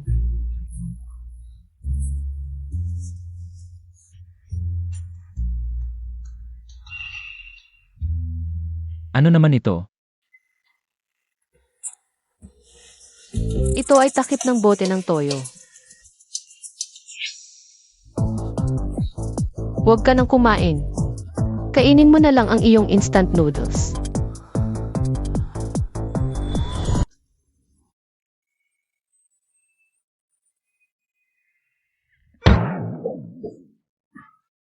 Ang pangit ng lasa. Paano naging ganito kapangit? Sige, ako na lang ang magluto.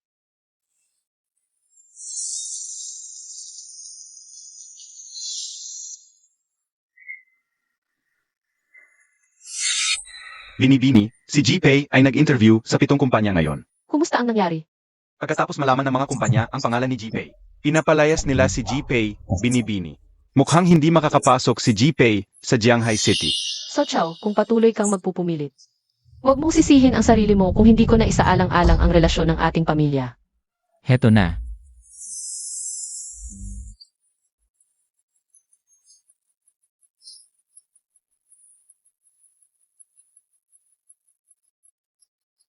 Ang sarap talaga. Pifeng, wala ba akong silbi? Kahit fried rice na may itlog ay hindi ko magawa. Siyempre naman hindi.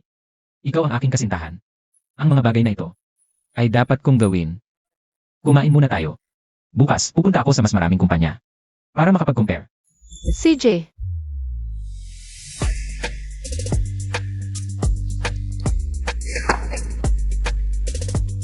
Ito na ang ika-negatibo 16 na kumpanyang pinag-interviewan ko. Su. Talagang wala kang itinatanging daan para sa akin.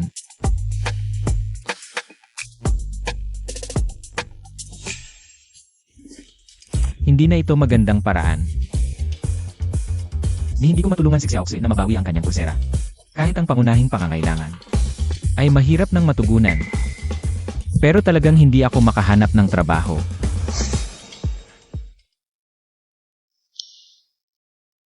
May ideya na ako.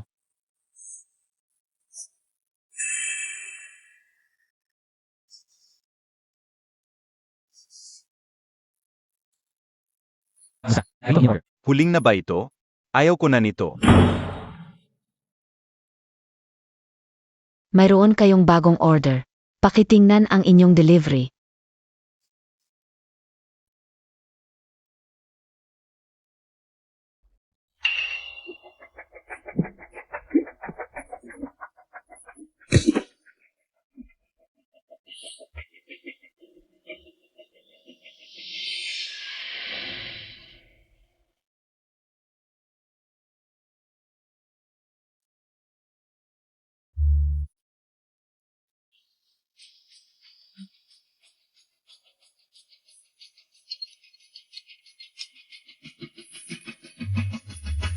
Hindi pa dumadating? Ang tagal na nito. Pasensya na. Papunta na ako. Bilisan Montag.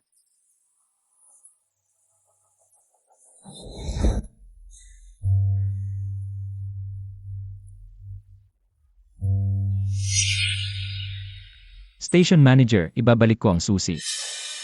Ikaw si Pifeng, tama ba? Ngayon, marami akong na-receive na negative feedback tungkol sa iyo. Kung ganito pa rin ang dami ng negative feedback bukas, huwag ka nang pumasok. Pasensya na.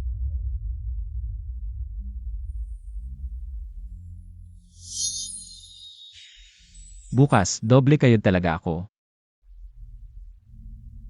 sinabi mo bang si Pifeng ay nagde-deliver ngayon sa labas? Miss, mangyaring makipag-usa sa boss. Hindi na ito tama. Bumalik na siya, hindi mo na kita kakausapin. Bumalik na ako. Bumalik ka na. Ang dami mong biniling gulay ngayon. Unang araw ko sa trabaho bibili ako ng gulay para makapagluto ng masarap para sa'yo. Buong araw na nagtiis si Pifeng. Pag-uwi, ako pa ang aaliwin. Bakit ka nasugatan? Huwag mo nang itanong, nahulog ako pagkatapos ng trabaho. Ganyan kalala ang pagkakahulog mo. Halika.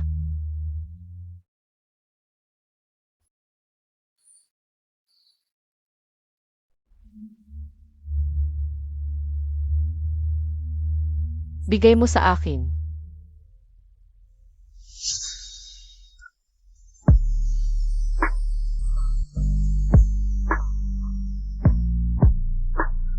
Pifeng.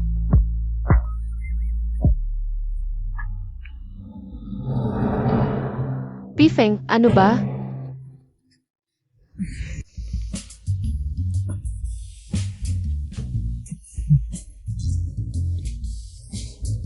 Si Ox, isinusumpa ko.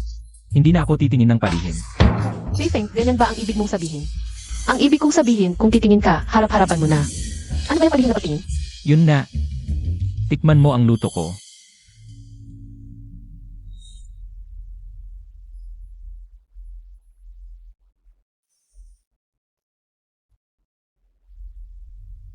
Masarap. Si Oxu. Nakapasok ako sa bagong kumpanya, baka madalas akong mag-overtime. Baka gabi na ako makauwi.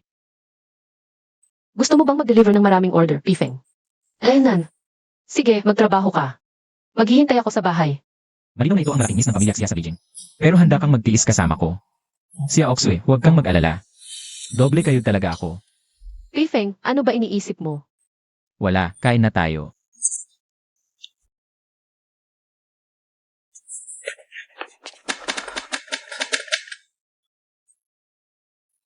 Para kay Xiaoxi. Hindi na ako dapat malate ngayon.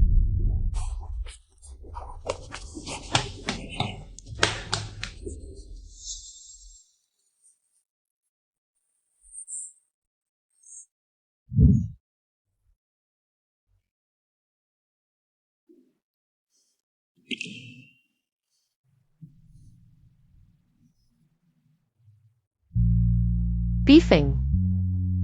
Nakikita ko ang pagsisikap mo, sasabayan kita.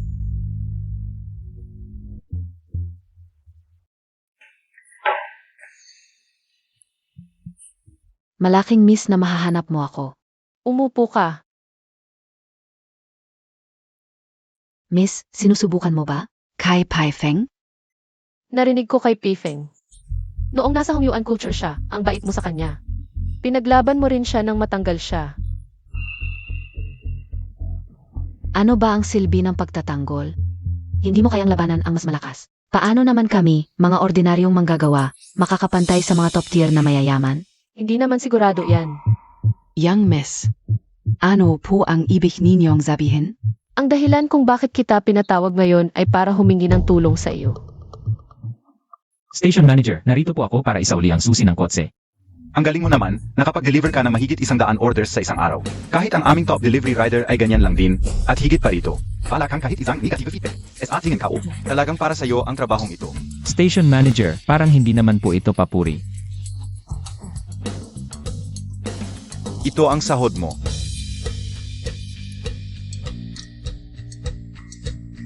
Salamat po, Station Manager. Ipagpatuloy mo lang ang magandang trabaho, binata. Ang saya. May sahod na rin sa wakas. Tito Xia, pasensya na po. Hindi ka po naibalik si Xiaoxue. Okay lang. Tito Xia, hindi naman po kayo pumayag na si Xiaoxue ay makipagrelasyon sa loko-lokong yun? Ano sa palagay mo? Sabi ko na nga ba, sa estado ng pamilya Chia, paano pahihintulutan ni Tito Chia na ibigay ang kanyang minamahal na anak sa isang walang kwentang lalaki? Tito Xia, ano po ba talaga ang ibig ninyong sabihin kanina?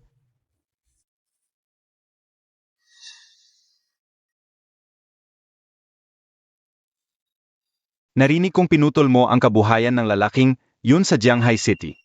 Pinatigil ko ang financial support sa babaeng yun. Wala silang kahit sentimo. Balita ko, hindi na nila mabayaran ang upa. Kapag talagang wala na silang magawa, naniniwala akong susuko na lang siya at uwi ng maayos. Tito Xia, ang galing talaga ng plano ninyo, pero huwag na nating pag-usapan ito. Pagkalipas ng isang buwan, magsisimula na ang Grand Banquet. Kumusta na ang paghahanda ng pamilya Tsu? Balita ko, dadagsa ang mga kilalang tao. Pati na rin ang ilan mula sa kapital. Huwag kayong mag-alala, Tito Chia. Ang bagay na ito ay maayos nang inihanda ng aking ama. Pagkatapos nito, ang posisyon ng pamilya Tsu sa kapital ay tiyak na lalapit na sa 4 na pangunahing pamilya. Tito Xia, huwag naman po kayong ganyan. Alam naman po ninyo na tunay kong minamahal si Xiao Tzu. Ang usapin ninyo ni Xiao Tzu ay pag-usapan natin pagkatapos ng Grand Banquet. Sige.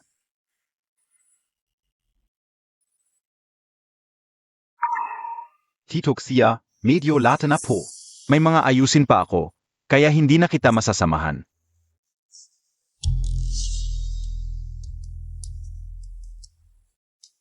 Ang tanda-tanda na, ayaw pa sakin. Matapos ang pagpupulong ay tapos. Gusto kong voluntaryong ihatid mo si Xiaozu. S.A. Kama Kao. Nandito na ako. Nakita kong nagustuhan mo yung braised fish kagabi. Kaya ngayon, pumili ako ng mas malusog. Mamaya, lulutuin ko para sa'yo. Pifeng, napansin kong palagi kang nag-o-overtime. Mahirap na trabaho mo, wag mo na akong isipin. Hindi pwedeng ganon. Responsibilidad naming lalaki ito, saka. Pwede magutuman ng iba, pero di ang sariling babae. Hindi na ako bata, di ko pababayaan ang sarili kong magutom. Sige, umupo ka na lang ini magbasa, malapit ng maluto. Nakikita mo? Ganitong lalaki ang gusto ko. Pero Pifeng, malapit na. Di mo na kailangang magpakapagod ng ganyan. Hello, sino to? Xiao Pai, Zilimai Ito. Boss Lee, anong kailangan mo? Tama, hindi ito sa kultura ng Hongyuan. Tawagin mo na lang akong Meiji. Tumatawag ako. Para itanong kung gusto mong kumuha ng side job. Mijay. Totoo ba yon? Zu Emperor.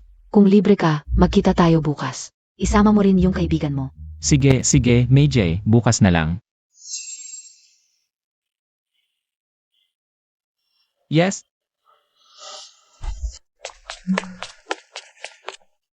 Mijay, pasensya na at nahuli ako. Okay lang, nauna lang kami.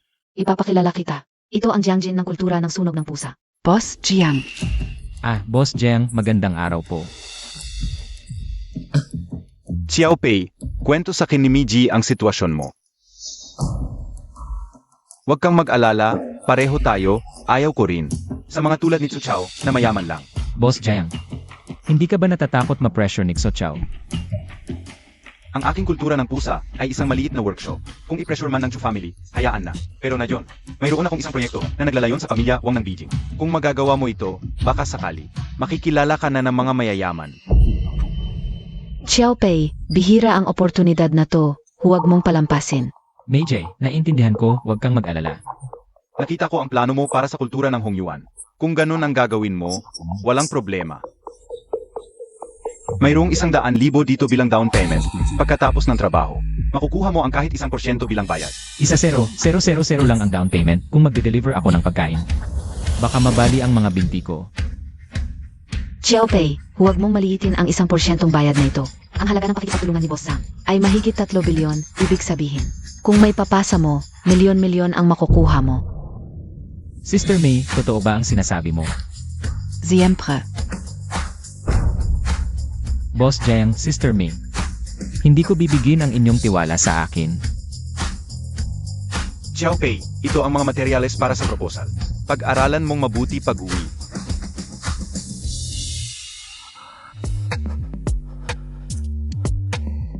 Boss Jiang, Sister May. Kung wala ng ibang bagay, uwi na ako para gawin ang proposal. Siege. Sige.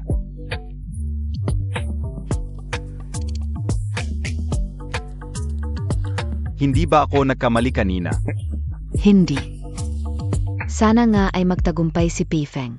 Dahil sa kanyang kalagayan, kung gusto niyang maging kasama ang Young Miss, kailangan niyang magpakita ng kahangahangang kakayahan. Pifeng, hindi ba't pumasok ka sa trabaho? Bakit ka agad nakauwi? May proyekto ang kumpanya, kailangan kong mag-overtime sa bahay. At baka ako ay abalang-abala sa mga susunod na araw. May 100,000 sa card na ito. Ito ang bonus na ibinigay sa akin ng kumpanya. Kung may kailangan kang bilhin, bilhin mo, gastusin mo. Alam kong ang lalaking napili ko ay napakagaling. Kakasimula pa lang ng trabaho, may bonus na. Mauna na ako sa trabaho. Ang 4 na pamilya sa Beijing maliban sa pamilya Xia. Maganda ang relasyon ko sa 3. Kung makikitaan ng potensyal si Pifeng. Hindi ba't magkakaroon siya ng karapatang harapin ang tatay? Ang hirap nito. Kailangan kong gumawa ng paraan para sa kanya.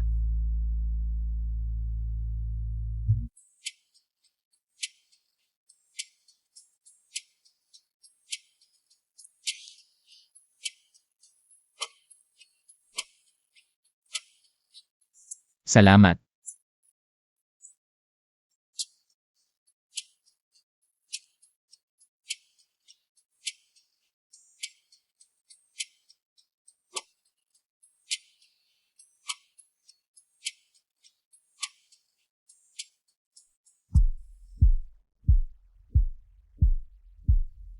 Sa wakas, tapos na. Ang babaeng ito ay pagod na pagod sa pag-aalaga sa akin nitong mga araw.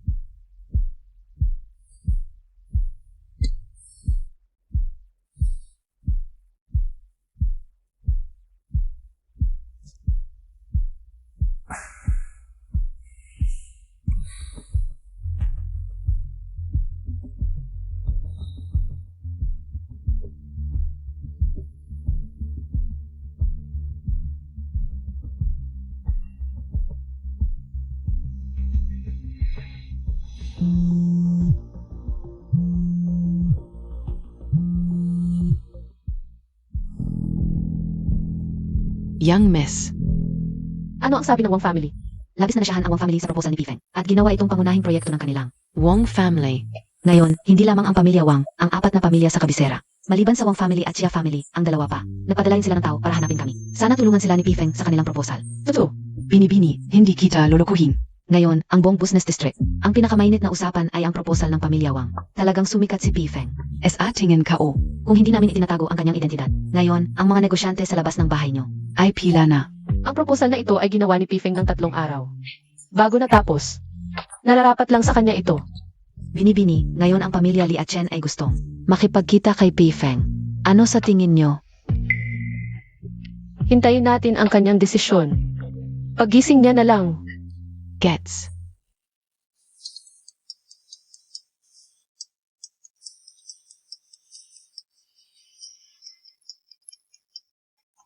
Late na naman ang delivery.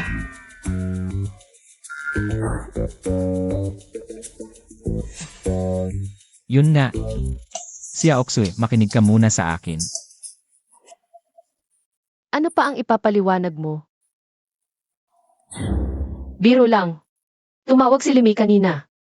Gising ka na, tawagan mo na sila. Huling-huli ka na, Pifeng. Boss Jam, kumusta ang proposal? Sobrang okay. Gustong-gusto ng pamilya Wang ang proposal mo. Naibigay na ang bayad kagabi. Ipapadala ko na ang bayad mo. Pumasok na sa alipay ang 3 milyon. Pai, nandiyan ka PABA? Boss Jam, nandito ako. Sa 4 na malalaking pamilya sa Beijing, maliban sa Chia, ang 3 pamilya ay sumakay ng private jet papunta dito para makipagkita sa iyo. Pwede ka bang pumunta? Sige, Boss Jam. Hintayin mo ako, papunta na ako. Sej, ay set ko sa alas 4. Okay. Siya Oksue, pagkagising ko. 3 milyon na ang kinita ko. Pisilin mo ako, tingnan ko. Kung totoo ba ito? Ito ay resulta ng iyong pagsisikap. Nararapat lang sa iyo ito. 3 sa 4 na malalaking pamilya ang gustong kunin ka. Sana ay samantalahin mo ang pagkakataong ito. Gagawin ko.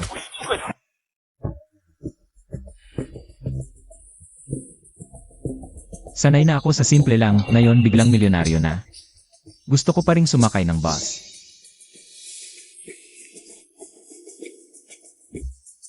Pare, saan ka pupunta? May 1 oras pa bago mag-4. Pwede pa akong gumawa ng ibang bagay. Pumunta sa Binkang Road. Siege.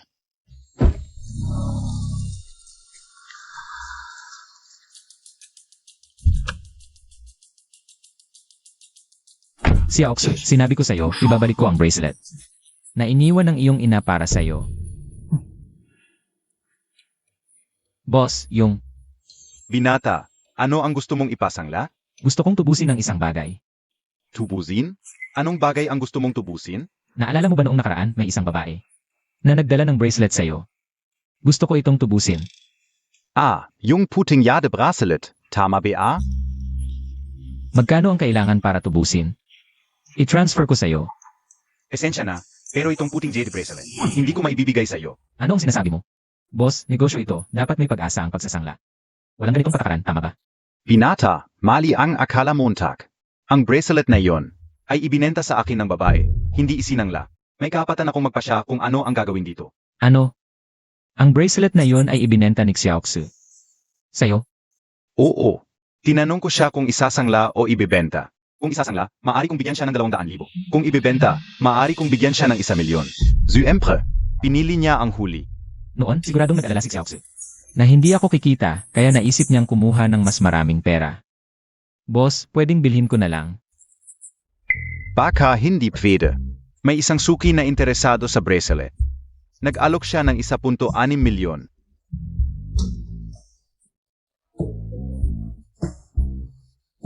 Boss, dagdagan ko ng 100,000. Nangako na ako sa iba. 200,000. Sabi ka una, suki iyon. Boss, final offer, 2,000,000. Ang galing Montag, Binata. Hintay ka, kukunin ko para sa iyo. Napataas ba ang presyo? Heto, Binata. Tingnan mo, ito ba? Ito ang bracelet ni Xiaoxu. Boss, bigyan mo ako ng mule code, i-transfer ko sa'yo. Heto, Na-transfer ko na. Akin na ang bracelet, alis na ako. Siege, ingat ka. Kung may iba pang negosyo, tandaan mo ang kuya mo.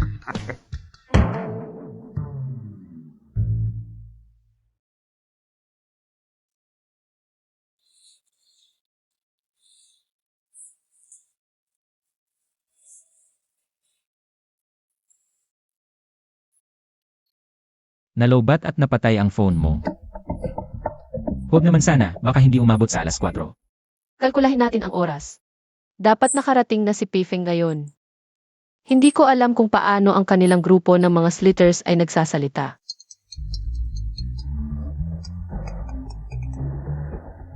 Miss, halos 4 na alas. Pifeng biglang nawala ang kontak doon. Ano ang sinabi mo? Naghintay ka para sa akin na makipag-ugnay sa kanya upang makita.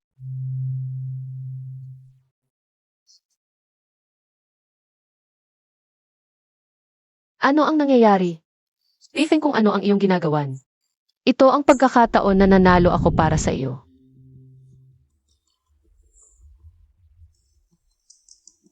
Dumating ka dito si Pifeng upang kunin ako. Hahanapin ko siya. Walang taxi. Pifeng, Xiaoxu. dali at pumasok sa kotse. Pifeng kamay. Naisip ko ikaw ay mature. Paano ka maaaring maging napakahalaga tungkol sa mahalaga? Alam mo ba kung gaano mahalaga ang mga patriarchs ng mga pamilya sa kabisera? Hayaan mo silang maghintay sa iyo. Paumanhin, Xiaoxu, ang aking cellphone ay tumakbo lamang sa kapangyarihan. Hindi ako napatay. Ang dahilan ba kung bakit patay ang cellphone? Alam mo ba ang pagkakataon na ito? Gaano mahirap na nanalo? Ano ang ginawa mo? Xiaoxu, hindi ka nag-aalala. Ibinigay ko lang sa iyo upang i-ream ang bracelet. Alam ko. Ang boss niyan ay nagbigay sa akin ng pagkakataon na laban. Kung gaano mahirap na daran. Ngunit para sa akin, bagaman. Ang iyong mga bagay ay mas mahalaga kaysa sa iba.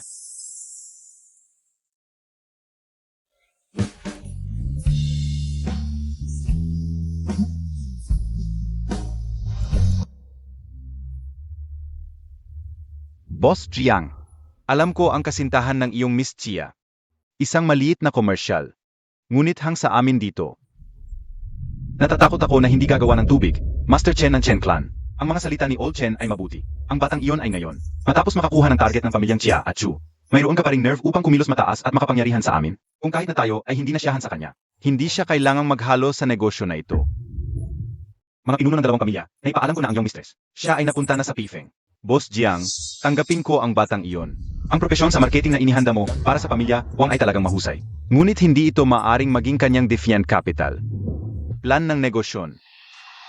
Maaari kong palitan ito sa anumang oras. Ang tatlo sa atin na isa sa OAS. Hindi ito mahalaga. Ngayon kami ay nagtipon dito. Kailangan nating maghintay sa kanya. Sa tingin mo, may kahulugan ito. Uncle, ano ang nangyayari? Bakit ka galit? Babae ni Chia, mumaliit na kasintahan. Nang walang ilagay sa amin sa mata. Qiu Chen, tingnan ang sinabi mo. 3 sa 4 na pinuno ng mga pamilya sa kabisera ang narito ngayon. Ngunit siya'y nagpapakita ng kayabangan dito. Hindi ba ito'y malinaw na? Paghamak sa amin? Magandang araw, Panginoong Chen. Buti na lang hindi kami nahuli. Paumanhin sa paghihintay. Bago kami dumating. May isang napakahalagang bagay na naging hadlang. Paumanhin po. Ibig mong sabihin, may mas mahalaga kang bagay. Aysa sa amin? Pifeng, huwag kang magsalita ng walang ingat. 3 amain. Sisipin ko ay. Batangwenyo, ikaw ang magsalita. Gusto kong marinig kung ano ang bagay na mas mahalaga kaysa sa amin. Upang makasama ako ni Xiaoxue, sinanggalan siya ng suportang pinansyal ng kanyang pamilya. Para suportahan ako, isinanglapan niya ang bracelet na iniwan ng kanyang ina. Sa Boss Wang, kumita ako mula sa aking proposal.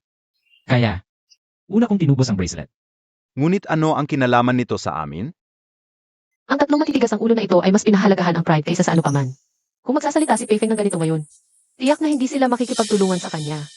Dahil ako si Pifeng, unang prioridad ko si Xiaoxue sa aking puso. Ang lahat ng iba pang bagay ay pangalawa. At bukod doon, ayon sa usapan, hindi naman kami nahuli. Kung mayroon pa ring hindi nauunawaan ang 3, ibig sabihin ay walang pagkakataon na tayo ay magtulungan. Paumanhin. Teka.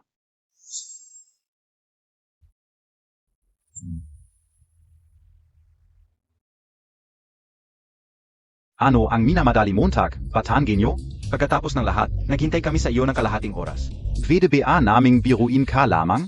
Chia, mas mabuti kaming 3 kaysa sa iyong murang ama. Mas maluwag kami ngayon. Naniniwala kami sa iyo at kay Pifeng. Tama, sa palagay ko kayong dalawa ay likha ng langit para sa isa't isa. Tama, sa tingin ko ang dalawang ito ay magkapareho ang itsura. 3 amain, ano pong sinasabi ninyo? Nakakava. Noong una kaming 3, ay balak kunin si Pifeng sa aming grupo, ngunit sa ngayon, mukhang malabo na.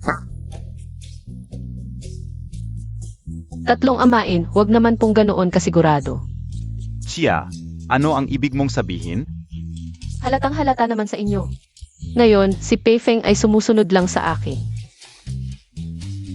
Tapos? Pwede kong pagtulungin si Pifeng sa inyong 3 pamilya. Chia, ano ba talaga ang pakay mo? Diretsohin mo na. Ang kondisyon ko para patulungin si Pifeng sa inyong 3 pamilya ay pagkatapos ng kalahating buwan sa Grand Banquet ng Kapital, itataas natin si Pifeng sa buong Dragon Country. Sa tuktok ng pyramid.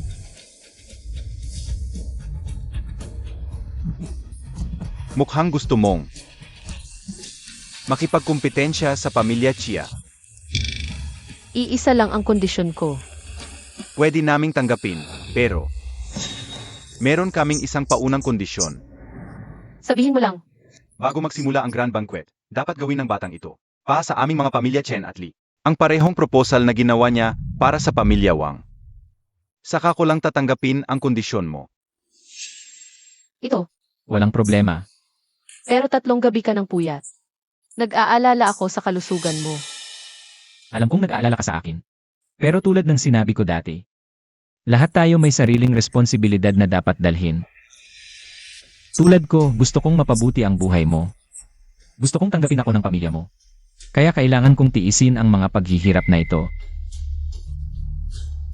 Maganda ang sinabi mo. Sina Chan at Li. Naglagay na ng kondisyon. Ako hindi pa. Ano ang kondisyon mo? Gawin ang batang itong honorary business consultant ng pamilya Wang. Wang, talagang matalino ka. Siya, itong kondisyon na ito, idagdag din namin. Tinatanggap ko na ang kondisyong ito para kay Pifeng. Pero ang bayad, pag-usapan pa. Walang problema sa pera. Bata, ako si Chen. Hihintayin na lang namin ang proposal mo. Hintayin namin ang proposal mo. Mabuting bata. Tara, umuwi na rin tayo.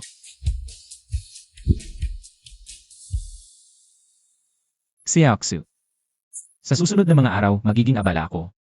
Siguro wala akong oras para samahan ka. Okay lang. Para rin naman yan sa kinabukasan natin. Para rin sa kinabukasan natin. 2 linggo pagkatapos. Gagamitin ko ang 2 linggong ito. Para paglahin sa pamilya. Nakarapat dapat ako kay Xiaoxu.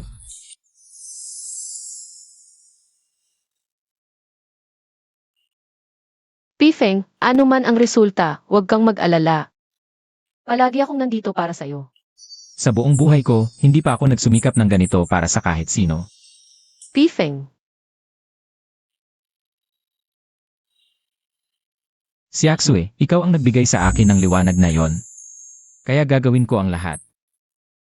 Para manatili sa tabi mo. Huwag kang umiyak. Masisira ang makeup mo.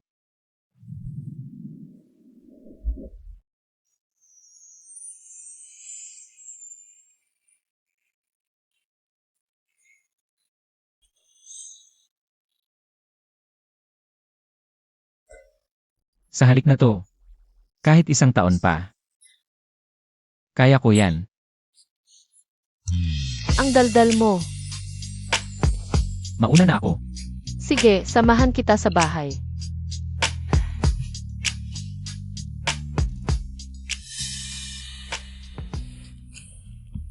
Pifeng, matigas lang talaga ang ulo ng tatay ko. Kailangan mong magningning ng husto. Para lang tingnan ka niya. Nang maayos. Kaya mo yan.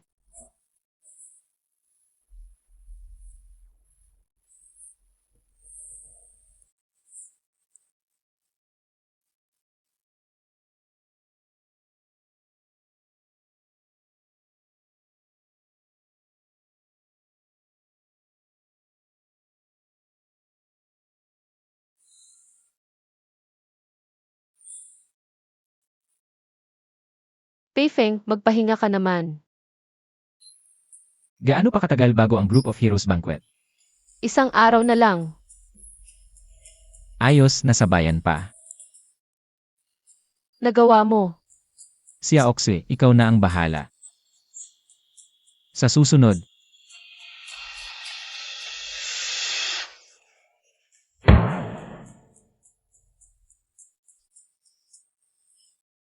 Pifeng. Huwag kang mag-alala. Ang susunod. Ako na ang bahala. Bukas na ang Group of Heroes Banquet. Xiaoxu. Handa na ba kayo? Uncle Chia, huwag po kayong mag-alala, maayos ang lahat. Uncle Xia. Pupunta ba si Xiaoxu bukas? Kung hindi siya babalik sa pamilya Chia, wala siyang karapatang dumalo. 1 buwan na. Hindi pa rin ba siya umuwi? Hindi mo ba pinutol ang suporta sa kanya? Pagkatapos ng Group of Heroes Banquet, ako mismo ang kukuha sa kanya mula sa Jianghai. Binigyan na ako ng boss mo ng termination.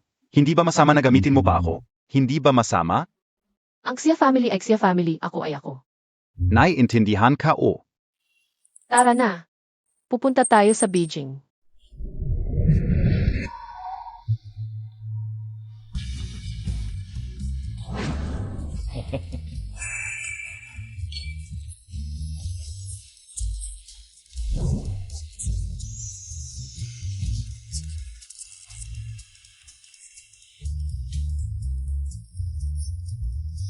Siya Oksue, ang mga tao dito, dati ko lang sila nakikita sari.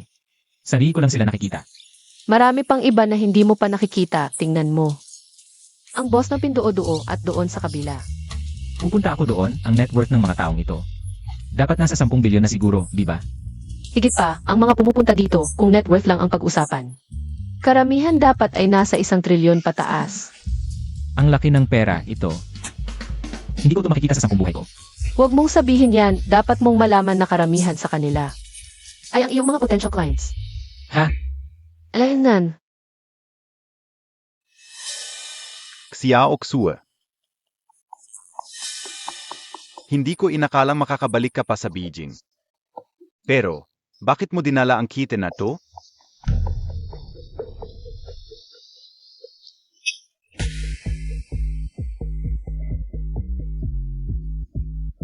Xia Oksue.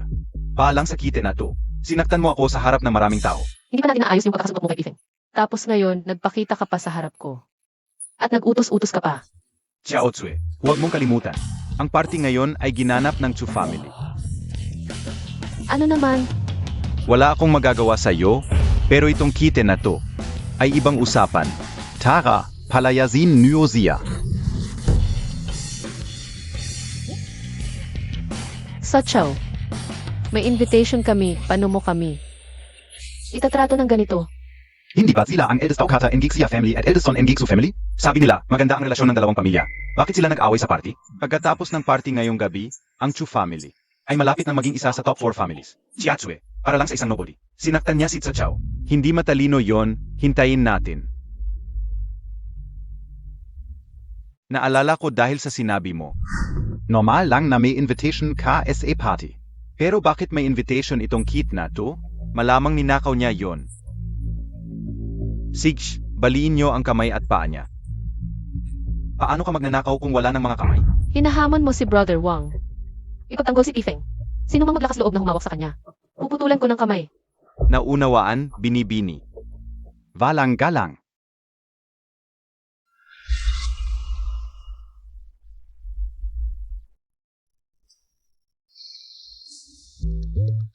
Balita ko, napakahigpit ng pinuno ng pamilyang Chia. Dumating mismo ang pinuno ng pamilyang Chia. Mukhang Tom talagang siya. Hindi na makakagulo pa. Balita ko, dahil sa isang lalaki, ang dalagang Chia ay nagkagalit sa kanyang ama. Mukhang totoo ang sismis. Papa, Alam Montag pa lang ako ang Papa Montag? Pinauwi ka o, isinama Montag ulit. Yung hamak na kasintahan, dinala mo sa grand banquet. Sinasadya mo bang sumalunga sa akin? Sa harap ng mga pinakamayayaman sa buong Dragon Country. Papa, wala namang kasalanan si Brother Wang. Bakit mo siya pinauwi? At si Pifeng ang boyfriend ko. Hindi siya hamak na kasintahan. Ikaf.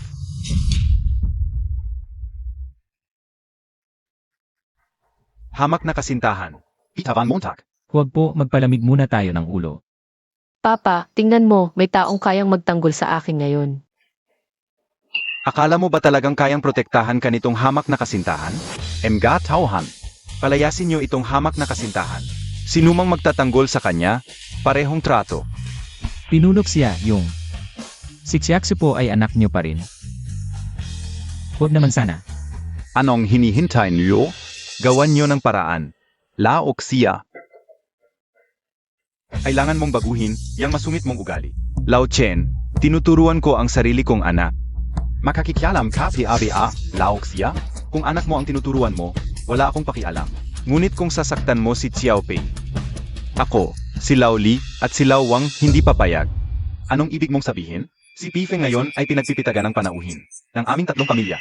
Kung lalabanan mo siya, paano mo na ring idiniklarang giyera ang aming tatlo? Wang Chenggang, nababaliw ka na ba? Dahil sa batang to, makikipagdigmaan ka sa akin? Zulong Ba? Ano? Anong merito nitong batang to? Kayang pagtulungin ang tatlo sa 4 na dakilang pamilya para ipagtanggol siya? Dahil na rin sa anak mong babae.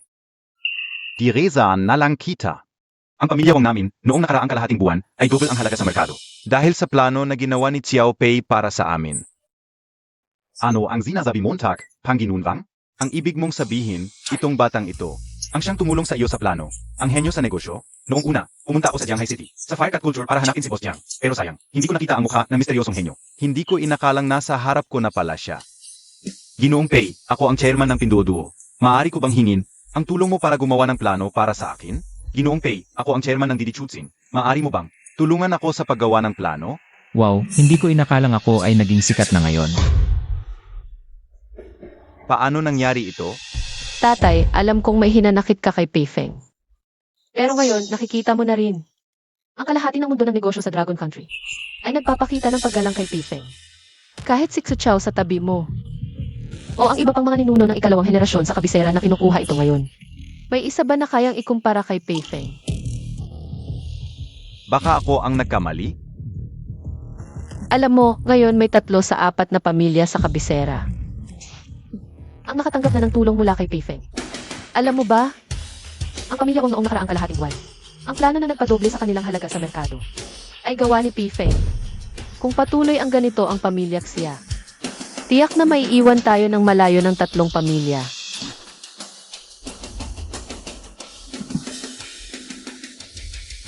Xiao Xu, Hintayin natin ang tamang panahon. Mga kasama, ito ay lugar ng iba. Dito tayo nagsasalita. Kailangan nating mag-ingat sa iba. Sa tingin ko, mas mabuti na tayo ay lumipat na. Kung gusto ninyong makipag-usap kay Xiaopei, sa amin sa pamilya Wang, halika na. Hindi comfortable dito. Walang kwenta. Halika na. Teka. Lao Jia, ano ang ibig mong sabihin? Hindi mo ba gustong makita si Xiaopei? Aalis na kami.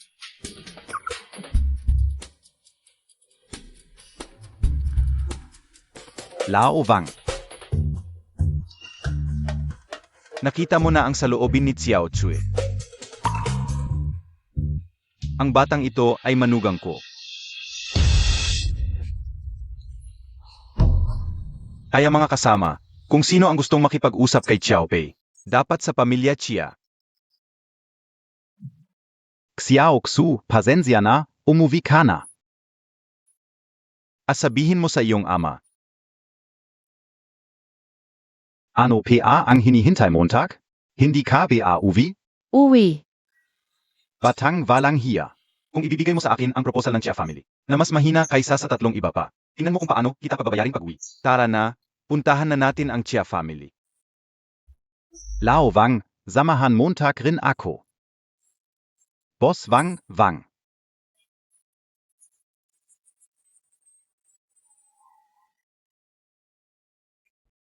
Halos kalahating taon akong nagtrabaho para sa Tsu family.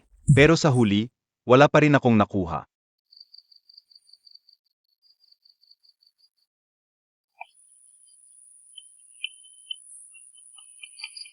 Xiao Xu, meron akong tanong sa'yo. Na matagal ko nang gustong itanong. Noon, bakit nung sinabi ko lang sa laro? Ang ilang random na salita, bigla kang nagdesisyong hanapin ako.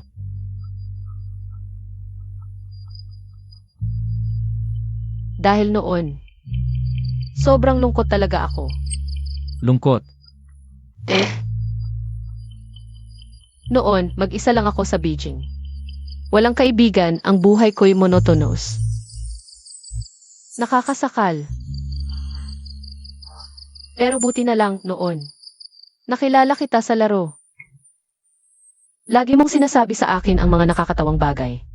Kahit na minsan ang mga sinasabi mo'y parang tanga. Pero naramdaman kong ang init-init. Anong nangyari pagkatapos? Pagkatapos, napansin na kita.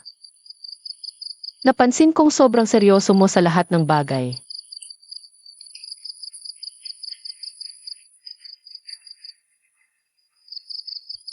Kahit na sa mga maliliit na bagay, ibibigay mo ang lahat.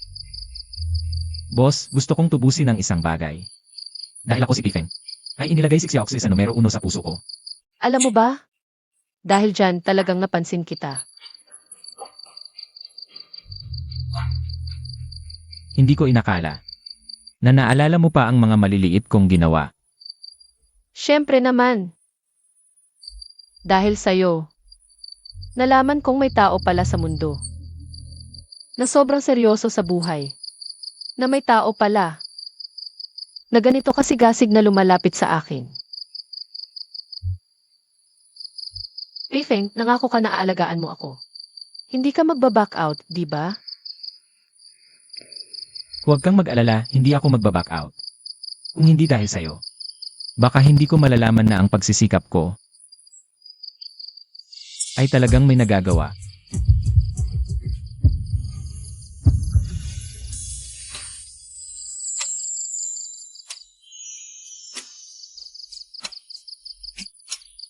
Pifeng. Salamat sa pagdating mo sa buhay ko.